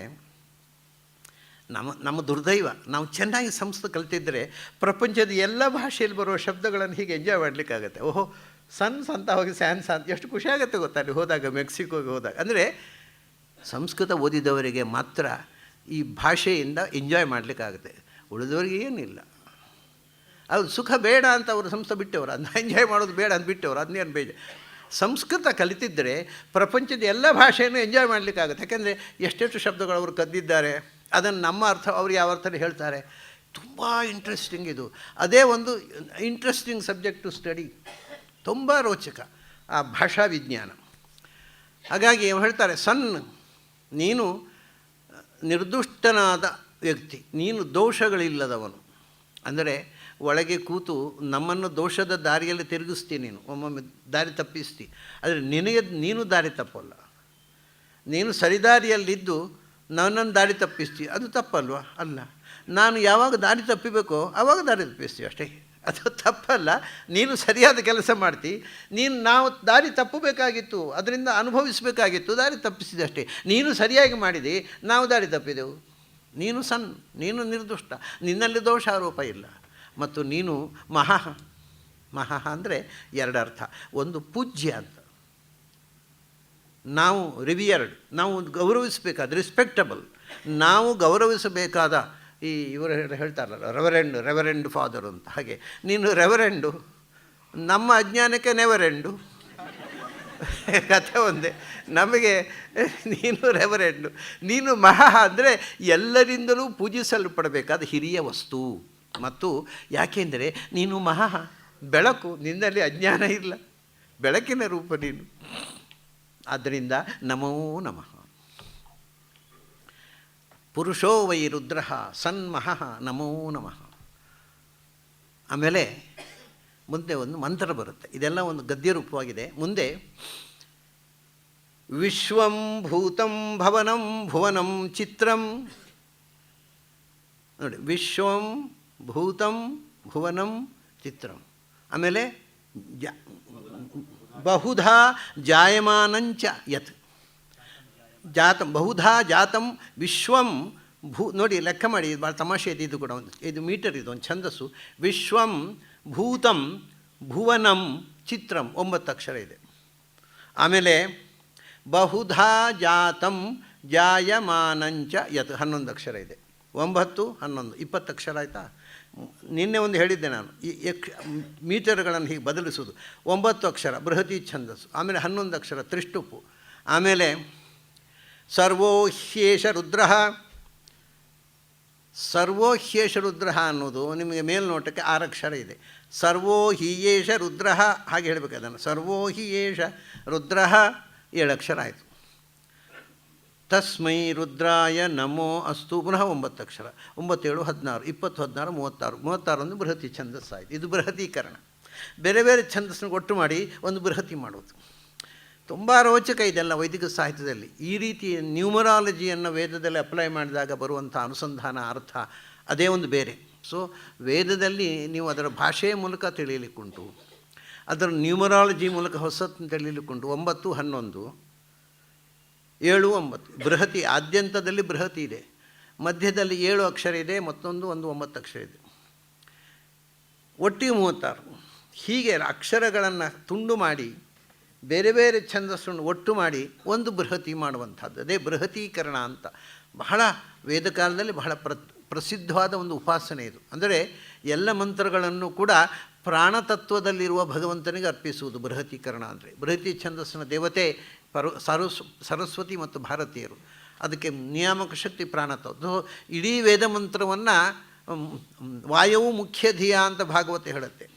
ಪ್ರಾಣತತ್ವದಲ್ಲಿ ಮುಖ್ಯವಾಗಿ ಭಗವಂತನನ್ನು ಅನುಸಂಧಾನ ಮಾಡಿ ಇಡೀ ವೇದ ಭಗವಂತನಿಗೆ ಅರ್ಪಣೆ ಮಾಡತಕ್ಕಂಥದ್ದು ಛಂದಸ್ಸು, ಬೃಹತಿ ಛಂದಸ್ಸು. ಅದು ಒಂದು ಮುಖ. ಆಮೇಲೆ ಅಲ್ಲಿ ಏನು ಹೇಳ್ತಾರೆ ನೋಡಿ, ವಿಶ್ವಂ ಭೂತಂ ಭವನಂ ಚಿತ್ರಂ. ಚಿತ್ರಂ ವಿಶ್ವಂ, ಈ ಎಲ್ಲ ವಿಚಿತ್ರವಾದ ಜಗತ್ತು, ವಿಚಿತ್ರವಾದ ವಿಶ್ವ ಅಂದರೆ ವಿಶ್ವ ಅಂದರೆ ಎಲ್ಲ ಸಮಸ್ತವೂ ವಿಚಿತ್ರ. ಯಾವುದೆಲ್ಲ? ಭೂತಂ ಭವನಂ, ಭೂತ ಅಂದೇನೆ ಹೇಳಿದೆ, ಜೀವಜಾತ. ಭವನ ಅಂದರೆ ಜಡ, ಜೀವಜಡಾತ್ಮಕವಾದ ಈ ಎಲ್ಲವೂ ಒಂದು ವಿಚಿತ್ರ ಅಲ್ವಾ? ಯಾವುದು ವಿಚಿತ್ರ ಅಲ್ಲ. ಚೇತನವನ್ನು ತಗೊಂಡ್ರೆ ಏನು ವಿಚಿತ್ರ? ಬಹುಚಿತ್ರ ಜಗದ್ ಬಹುಧಾ ಕರಣಾತ್ ಪರಶಕ್ತಿ. ಒಂದೊಂದು ಜೀವ ಒಂದೊಂದು ಥರ, ಒಬ್ಬರಂತೆ ಒಬ್ಬರಿಲ್ಲ. ಆಕಾರದಲ್ಲಿ ಮಾತ್ರ ಅಲ್ಲ, ಬುದ್ಧಿಯಲ್ಲಿ, ತಿಳುವಳಿಕೆಯಲ್ಲಿ, ರೂಪದಲ್ಲಿ ಎಲ್ಲ ಒಬ್ಬರಂತೆ ಒಬ್ಬರಿಲ್ಲ. ಇದು ಚಿತ್ರ ಅನ್ನೋದು. ಭಗವಂತ ಒಂದರಂತೆ ಇನ್ನೊಂದನ್ನು ಸೃಷ್ಟಿ ಮಾಡಲಿಲ್ಲ. ಬಹಳ ಅದ್ಭುತವಾದ ಸೃಷ್ಟಿ ಇದು. ಅದೇ ನೋಡಿ, ನಾನು ಹೇಳಿದೆ ಮೊನ್ನೆ, ಒಂದು ಹೆಬ್ಬೆಟ್ಟಿನ ಗುರುತು ತಗೊಂಡ್ರೆ ಇದು ಕೋಟಿ ಕೋಟಿ ಹೆಬ್ಬೆಟ್ಟುಗಳನ್ನು ನೀವು ತೆಗೆದ್ರೆ ಒಂದರಂತೆ ಒಂದಿಲ್ಲ. ಇದು ಭಗವಂತನ ಸೃಷ್ಟಿಯ ವೈಶಿಷ್ಟ್ಯ. ಚಿತ್ರಂ, it is something unimaginable, wonderful, amazing. ಅಮೇರಿಕದ ಭಾಷೆ amazing, it is something amazing ಅಂತ. ಏನಪ್ಪ, ಒಂದಿಲ್ಲ, ಅದ್ಭುತ. ಯಾವುದು ಒಂದು ಪರಮಾಣು ತೊಗೊಂಡು ಅದರೊಳಗೆ ನ್ಯೂಟ್ರಾನ್, ಎಲೆಕ್ಟ್ರಾನ್, ಪ್ರೋಟಾನ್, ಒಂದು ಪರಮಾಣು ಒಳಗೆ ನ್ಯೂಟ್ರಾನ್, ಎಲೆಕ್ಟ್ರಾನ್, ಪ್ರೋಟಾನ್ ಅಂತ ಇನ್ನೊಂದರಲಿಲ್ಲ. ಎಷ್ಟು ವೈವಿಧ್ಯ, ಎಷ್ಟು ಅನಂತ ಸೃಷ್ಟಿಯ ಮುಖಗಳು. No two things are equal. Not even two leaves of a tree are equal. ಒಂದು ಮರದ ಎಲೆ, ಒಂದು ಮರದಲ್ಲಿ 1000 ಎಲೆ ಇದೆ, ಅಂತಹ ಲಕ್ಷ ಮರಗಳಿವೆ. ಯಾವುದೇ ಒಂದು ಎಲೆ ಅಂತ ಇನ್ನೊಂದು ಎಲೆ ಇಲ್ಲ. ಇಷ್ಟು ವೈಚಿತ್ರ. ಇದು ಚಿತ್ರ. ಹೇಳೋದು ಏನು ವೈಚಿತ್ರ್ಯಪ್ಪ ಅಂತ. ಆದರೆ ಇದು ಅನಂತ ಸೃಷ್ಟಿ ಒಂದರಂತೆ ಒಂದು ಮಾಡಿಲ್ಲ. ಏನು ಅದ್ಭುತ ಭಗವಂತನ ಸೃಷ್ಟಿ. ಅದು ಇಡೀ ವಿಶ್ವ ಜಗತ್ತಿನ ಎಲ್ಲವೂ ಅದ್ಭುತ. ಅದು ಜೀವ ಇರಲಿ, ಜಡ ಇರಲಿ. ಚಿತ್ರಂ ಭೂತಂ, ಭೂತಂ ಅಂದರೆ ಜೀವಜಾತ. ಚೇತನ ನೋಡಿದರೆ ಒಬ್ಬೊಬ್ಬರು ಒಂದೊಂದು ಥರ, ಒಬ್ಬೊಬ್ಬರ ಮರ್ಜಿ ಒಂದೊಂದು ಥರ. ಅಯ್ಯೋ, ಅದು ಭಯಾನಕ. ಅದು ಆದರೆ ಜಡ ನೋಡಿದರೆ ಏನು, ಜಡದಲ್ಲಿ ನೋಡಬೇಕ್ರಿ. ಜಡದ ಒಂದು ವೈಶಿಷ್ಟ್ಯ ನೋಡಬೇಕು. ಅದು ಬೆಟ್ಟಗಳು, ಆ ಬೆಟ್ಟಗಳ ಶಿಲ್ಪ, ಆ ಮರಗಳು, ಗಿಡಬಳ್ಳಿಗಳು, ಅದರ ಅದು ಹೂ ಬಿಡುವುದು, ಅದರ ಹಣ್ಣು ಬಿಡುವುದು, ಆ ಮರಗಳು, ಏನು ಸೌಂದರ್ಯದ ಒಂದು ರಾಶಿ ಸೃಷ್ಟಿ ಮಾಡಿಬಿಟ್ಟ ಭಗವಂತ ಜಡದಲ್ಲಿ. ಆ ಆಮೇಲೆ ಬಣ್ಣಗಳು, ಎಷ್ಟು ಬಣ್ಣಗಳನ್ನು ಸೃಷ್ಟಿ ಮಾಡಿದ, ಎಷ್ಟು ರುಚಿಗಳನ್ನು ಸೃಷ್ಟಿ ಮಾಡಿದ. ಈ ಪ್ರಪಂಚದಲ್ಲಿ ಇದೇ ಒಂದು ವಿಸ್ಮಯ. ಚಿತ್ರಂ ಭೂತಂ ಭವನಂ ವಿಶ್ವಂ. ಆಮೇಲೆ ಈ ಇರೋದಷ್ಟೇ ಅಲ್ಲ, ಮತ್ತು ಬಹುಧಾ ಜಾತಂ ಜಾಯಮಾನಂಚ. ತುಂಬ ಇಂಥದ್ದು ಹಿಂದೆ ಆಗಿದೆ. ಬಹುಧಾ, 1-2 ವಿಧ ಅಲ್ಲ, ಅನಂತ ವಿಧವಾಗಿ ಹಿಂದೆ. ಜಾತಂ ಜಾಯಮಾನಂ, ಈಗ ಹುಟ್ಟುತ್ತಾ ಇದೆ, ಮುಂದೆ ಹುಟ್ಟುತ್ತೆ. 3 ಕಾಲಗಳಲ್ಲಿ. ಅದು ಇಷ್ಟು ಹಿಂದೆ ಆದ ಹಾಗೆ ಈಗ ಇಲ್ಲ, ಈಗ ಆದದ್ದು ಮುಂದೆ ಇಲ್ಲ. ಅದು ಬೇರೆ ಬೇರೆ. ಎಲ್ಲವೂ ಜೀವ ಜಡಾತ್ಮಕ ಎರಡೇ, ಬರೀ ಜೀವಗಳು ಜಡಗಳು. ಆದರೆ ಹಿಂದೆ ಇದ್ದಂತೆ ಈಗ ಇಲ್ಲ, ಈಗ ಇದ್ದಂತೆ ಮುಂದೆ ಇಲ್ಲ. ಜೀವವೂ ಇಲ್ಲ, ಜಡ. ಪ್ರತಿಯೊಂದು ಸೃಷ್ಟಿಯು, ಪ್ರತಿಯೊಂದು ಬಾರಿ ಸೃಷ್ಟಿಯು ಹೊಸತು. ನವೋ ನವೋ ಭವತಿ ಜಾಯಮಾನಃ. ಪ್ರತಿ ಬಾರಿಯೂ ಹೊಸತು. ತಾನು ಮಾಡಿದ್ದನ್ನು ತಾನೇ ಇಮಿಟೇಟ್ ಮಾಡೋಲ್ಲ ಭಗವಂತ, ಕಾಪಿ ಮಾಡೋಲ್ಲ. ಅದು ಚಿತ್ರಂ ವಿಶ್ವಂ ಭೂತಂ ಭವನಂ ಚಿತ್ರಂ ಬಹುಧಾ ಭೂತಂ ಜಾಯಮಾನಂಚಯತ್. ಆದ್ದರಿಂದ ಸರ್ವೋಹ್ಯೇಷ ರುದ್ರ ತಸ್ಮೈ ರುದ್ರಾಯ ನಮೋ ಅಸ್ತು. ಆದ್ದರಿಂದ ಈ ಭಗವಂತ ಇದ್ದಾನಲ್ಲ, ಅವನು ಸರ್ವ, ಎಲ್ಲದರ ಒಳಗೂ ತುಂಬಿರುವವನು, ಎಲ್ಲವನ್ನೂ ನೇಮಿಸುವವನು, ಎಲ್ಲವನ್ನೂ ನಿಯಂತ್ರಿಸುವವನು. ಅಂಥ ಭಗವಂತ ರುದ್ರ. ಕೆಲವರಿಗೆ ರೋಗ ಪರಿಹಾರ ಮಾಡ್ತಾನೆ, ಕೆಲವರಿಗೆ ರೋದನ ಕೊಡ್ತಾನೆ, ಕೆಲವರನ್ನು ಅಳಿಸ್ತಾನೆ, ಕೆಲವರು ನಗಿಸ್ತಾನೆ. ಎರಡೂ ಅದಕ್ಕೆ ಅವನಿಗೆ ರುದ್ರ ಅಂತ ಹೆಸರು. ರುದ್ರೋ ಬಹುಶಿಷ ಬಹು. ಪ್ರಾಣದೇವರಿಗೂ ರುದ್ರ ಅಂತ ಹೆಸರು, ನಾರಾಯಣನಿಗೂ ರುದ್ರ ಅಂತ ಹೆಸರು. ಯಾಕಂದ್ರೆ ಪ್ರಾಣದೇವರು ಹಾಗೆ ಉಸಿರಾಡಿಸಿದರೆ ನಗಿಸ್ತಾನೆ, ಉಸಿರು ಕಟ್ಟಿದರೆ ಅಳಿಸ್ತಾನೆ ಪ್ರಾಣದೇವರು. ಭಗವಂತನೂ ಅಷ್ಟೇ, ರುದ್ರದೇವರು ಅಷ್ಟೇ. ಮನಸ್ಸಿಗೆ ಯಾತನೆ ಕೊಟ್ಟರೆ ಅಳಿಸ್ತಾರೆ, ಮನಸ್ಸು ಅರಳುವಂಥ ಪ್ರಸಂಗ ನಡೆದರೆ ನಗಿಸ್ತಾರೆ. ಇದನ್ನು ರುದ್ರ ಅನ್ನೋದು 2 ಮುಖ ನೋಡಿ, ನಗಿಸುವ ಮತ್ತು ಅಳಿಸುವ ರೂಪ. ನೀನೇ ನಗಿಸ್ತೀಯ, ನೀನೇ ಅಳಿಸ್ತೀಯ. ನಗಬೇಕಾಗ ನಗಿಸ್ತಿ, ಅಳಬೇದಾಗ ಅಳಿಸ್ತಿ. ಅದು ಎರಡೂ ಬೆಳವಣಿಗೆಯ ಹಂತಗಳು ಅಷ್ಟೇ. ಸರ್ವೋಶೇಷ ರುದ್ರ ತಸ್ಮೈ ರುದ್ರಾಯ ನಮೋಸ್ತು. ಇದು ಪದೇ ಪದೇ ತಸ್ಮೈ ರುದ್ರಾಯ ನಮೋಸ್ತು, ತಸ್ಮೈ ರುದ್ರ. ಇನ್ನೂ ಒಂದು ಮಂತ್ರ ಇದೆ, ರುದ್ರ ಮಂತ್ರ. ಕದ್ರುದ್ರಾಯ ಪ್ರಚೇತಸೇ ಮೇಢುಷ್ಟಮಾಯ ತವ್ಯಸೇ. ಅದು ವೋಚೇಮ ಶಂತಮಂ ಹೃದಯ. ಅದು ಒಂದು ಒಂದು ಗಾಯತ್ರಿ ಛಂದಸ್ಸು, ಗಾಯತ್ರಿ ಮಂತ್ರ ಅಲ್ಲ, ಗಾಯತ್ರಿ ಛಂದಸ್ಸು. ಆಮೇಲೆ ಪುನಃ ಸರ್ವೋಶೇಷ ರುದ್ರ ತಸ್ಮೈ ರುದ್ರಾಯ ನಮೋ ಅಸ್ತು, ಅದನ್ನೇ ಆವೃತ್ತಿ ಮಾಡ್ತಾರೆ. ಈ ಮಂತ್ರ ಇದು 8 3 24 ಅಕ್ಷರಗಳು. ಕದ್ರುದ್ರಾಯ ಪ್ರಚೇತಸೇ ಪ್ರಸಿದ್ಧ ಮಂತ್ರ ಇದು. ಅದು ಅರ್ಥ ಆಗೋಲ್ಲ ನೋಡಿ. ಸಂಸ್ಕೃತದಲ್ಲಿ ಕತ್ ಅಂದರೆ ಕೆಟ್ಟದು ಅಂತ, ಕದನ್ನ ಅಂದರೆ ಕೆಟ್ಟ ಅನ್ನ ಅಂತ. ಅದು ಕತ್ ಅಥವಾ ಕಾ ಕು ಇದೆಲ್ಲ. ಕಾ ಪುರುಷ ಅಂದರೆ ಕೆಟ್ಟ ಮನುಷ್ಯ ಅಂತ. ಕದನ್ನ ಅಂದರೆ ಬಹಳ ಕೆಟ್ಟ ಅನ್ನ, ಹಳಸಿದ ಅನ್ನ. ಕದ್ರುದ್ರ ಅಂದರೆ ಕೆಟ್ಟ ರುದ್ರ ಅಂತ. ಇದು ಯಾವ ಕೆಟ್ಟ ರುದ್ರ ಅಂತ? ಇಷ್ಟರವರೆಗೆ ನಾವು ಒಳ್ಳೆಯ ರುದ್ರ ಅಂಥೇಳಿ ಅವನನ್ನು ಸ್ತೋತ್ರ ಮಾಡ್ತಾ ಇದ್ದೀವಿ. ಈಗ ಇದ್ದಕ್ಕಿದ್ದಾಗ ಅವನು ಕೆಟ್ಟವನಾದ ಹೇಗೆ? ಕದ್ರುದ್ರಾಯ ಇದು ವೇದಕಾಲದ ಸಂಸ್ಕೃತದ ಸೊಬಗು ನೋಡಿ. ಕತ್ ಅಂದರೆ 2 ಅರ್ಥ ಇದೆ. ಒಂದು ಕತ್ ಅಂದರೆ ಕೆಟ್ಟದು ಅಂತ, ಇನ್ನೊಂದು ಕಥಾ ಶ್ಲಾಘಾಯಂ. ಕತ್ ಅಂದರೆ ಪ್ರಶಸ್ತವಾದದ್ದು, ಒಳ್ಳೆಯದು ಅಂತ ಅರ್ಥ. ಅಂದರೆ ಇದು ರುದ್ರನಿಗೆ ವಿಶೇಷಣ ಅಲ್ಲ. ಕಥನ್ ಕೆಟ್ಟದ್ದನ್ನು ರುದ್ರಾಯ ಅಳಿಸುವವನು. ಅಳಿಸುವವನು ಅಂದರೆ 2 ಅರ್ಥ, ಅಳುಬರಿಸುವವನು ಮತ್ತು ಅಳಿಸುವವನು, ಸಂಹಾರ ಮಾಡುವವನು. ಕತ್ ಪ್ರಶಸ್ತವಾದ್ದನ್ನು ರುದ್ರಾಯ ರೋಗ ಪರಿಹಾರ ಮಾಡಿ ಅವನನ್ನು ಎತ್ತರಕ್ಕೆ ಏರಿಸಿ ನಗಿಸುವವನು. ಅದರಿಂದ ಕತ್ ಅಂದರೆ 2, ಒಳ್ಳೆಯದು ಮತ್ತು ಕೆಟ್ಟದ್ದು. ಕೆಟ್ಟದ್ದನ್ನು ನಾಶ ಮಾಡುವವನು, ಒಳ್ಳೆಯದನ್ನು ಉದ್ಧಾರ ಮಾಡುವವನು. ಆದ್ದರಿಂದ ನೀನು ಕದ್ರುದ್ರ ಅಂತ. ಕದ್ರುದ್ರಾಯ ಪ್ರಚೇತಸೇ, ನಿನ್ನ ಚೇತಸ್ ಅಂದರೆ ಜ್ಞಾನ, ಅದು ಪ್ರಕೃಷ್ಟವಾದ ಅಂದರೆ ಜ್ಞಾನಪೂರ್ಣವಾಗಿರತಕ್ಕಂಥ ನಿನ್ನ ಎಲ್ಲ ಕ್ರಿಯೆಯು ಜ್ಞಾನಪೂರ್ಣವಾದದ್ದು. ಮೀಢುಷ್ಟಮಾಯ, ಮೀಢ್ವ ಅಂದರೆ ಮಿಹಸೇಚನೆ ಅಂತ. ನಾವು ಬಯಸಿದ್ದನ್ನು ಕೊಡುವ ಕರುಣಾಳು ನೀನು. ಮೀಢುಷ್ಟಮ ಅಂದರೆ ನಾವು ಬಯಸಿದ್ದನ್ನು ಕರುಣಿಸುವ ಕರುಣಾಳು ನೀನು. ಮತ್ತು ತವ್ಯಸೆ, ಯಾಕೋ ಒಮ್ಮೊಮ್ಮೆ ವ್ಯಾಖ್ಯಾನ ಮಾಡುವವರಿಗೆ ಏನೋ ಒಂಚೂರು ಉಮೇದು ಜಾಸ್ತಿ ಆಗೋದು ಅಂತ ಉಂಟು. ತವ್ಯಸೆ ಅಂತ ಊರೋದಲ್ಲಿ ಸಾಯಣಾಚಾರ ಸಕಾರ ಸೇರಿಸಿ ಸ್ತವ್ಯಸೆ. ಯಾಕೆ ಸೇರಿಸ್ಬೇಕು ಅಂತ ನನಗೆ ಗೊತ್ತಿಲ್ಲ. ತವ್ಯಸೆ ಅನ್ನೋ ಶಬ್ದಕ್ಕೆ ಅರ್ಥ ಇಲ್ಲದೇ ಇದ್ದರೆ ಸಕಾರ ಸೇರಿ ಸ್ತವ್ಯಸೆ ಅಂತ ಮಾಡಬೇಕು. ಈಗ ಯಾಕೆ ಸೇರಿಸ್ಬೇಕು? ತವ್ಯಸೆ ಅಂದರೆ ತವಸಸ್ತವ್ಯ. ತವಸ್ ಅಂದರೆ ಸಂಸ್ಕೃತದಲ್ಲಿ, ವೈದಿಕ ಸಂಸ್ಕೃತದಲ್ಲಿ ಶಕ್ತಿ, ಸಾಮರ್ಥ್ಯ, ಮಹಿಮೆ, ತೇಜಸ್ಸು ಅಂತ ಅರ್ಥ. ತವ್ಯಸೆ ಅಂದರೆ ಮಹಾಶಕ್ತಿಶಾಲಿ ಅನ್ನವ, ಸರ್ವಸಮರ್ಥನಾದವ ಅಂತ. ಸ್ತವ್ಯಸೆ ಯಾಕೆ ಮಾಡಬೇಕು? ಸಕಾರ ಯಾಕೆ ಸೇರಿಸಬೇಕು? ಇಲ್ಲದ ಅರ್ಥ ಯಾಕೆ ಹೇಳಬೇಕು? ಅಗತ್ಯ ಇಲ್ಲ. ಅದು ಯಾಕೆ ಹೇಳಿದ್ರೋ ಏನೋ, ಅವ್ರಿಗೆ ಬೇರೆ ಕೆಲಸ ಇಲ್ಲ, ನಮಗೆ ಬೇರೆ ಕೆಲಸ ಇದೆ, ನಾವು ಒಳ್ಳೆಯ ಅರ್ಥ ಇಟ್ಟುಕೊಳ್ಳೋಣ. ತವ್ಯಸೆ ಅಂದರೆ ತವಸಸ್ತವ್ಯಾನ್. ತವಸ್ ಅಂದರೆ ತೇಜಸ್ಸು, ಪ್ರಕಾಶ ಅಥವಾ ಹಿರಿಮೆ. ಮಹತೋ ಮಹಿಯಾನ್ ಹೇಳಿದಾಗ ತವಸಃ ತವ್ಯಾನ್, ದೊಡ್ಡವರಿಗೂ ದೊಡ್ಡವ. ತವ್ಯಸೆ ನೀನು ಬಹುದೊಡ್ಡ ಶಕ್ತಿ, ಬಹಳ ಪ್ರಕಾಶಮಾನವಾದ ತೇಜೋಮಯವಾದ ಶಕ್ತಿ, ಅಂಥ ಪರಾಕ್ರಮಶಾಲಿ ನೀನು. ಆದ್ದರಿಂದ ನೀನು ಮತ್ತು ಯಾರು? ನೀನು ಹೃದಯ ಶಂತಮಂ ವೋಚೆ. ಹೃತ್ ಅಂದರೆ ನಮ್ಮ ಹೃದಯದಲ್ಲಿ ಇರುವವ ಅಲ್ವಾ? ಮತ್ತು ಮನಸ್ಸಿನ ಅಭಿಮಾನಿಯಲ್ಲಿ ಇರಬೇಕು. ಭಗವಂತನೂ ಇರುವುದು ಇಲ್ಲೇ, ಹೃತ್ಕಮಲ ಮಧ್ಯ ನಿವಾಸಿ. ಶಿವನೂ ಇರುವುದು ಇಲ್ಲೇ, ನಾರಾಯಣನೂ ಇರುವುದಿಲ್ಲೇ, ಪ್ರಾಣನೂ ಇರುವುದಿಲ್ಲೇ. ಹೃದಯದಲ್ಲೇ ನೆಲೆಸಿರುವ. ಮತ್ತು ಇನ್ನೊಂದು ಅರ್ಥ, ಕೆಟ್ಟ ಅರ್ಥ, ಒಳ್ಳೆಯ ಅರ್ಥ, ಕೆಟ್ಟ ಅರ್ಥ ಎರಡು ಬೇರೆ. ಹೃದಯ ಹರತೀತಿ ಎಲ್ಲವನ್ನು ಸಂಹರಿಸುವ, ನಮ್ಮ ಹೃದಯದಲ್ಲಿದ್ದು ನಮ್ಮಲ್ಲಿರುವ ದೋಷಗಳನ್ನು ಸಂಹರಿಸುವ ನಿನಗೆ ಶಂತಮಂ ವೋಚೇಮ.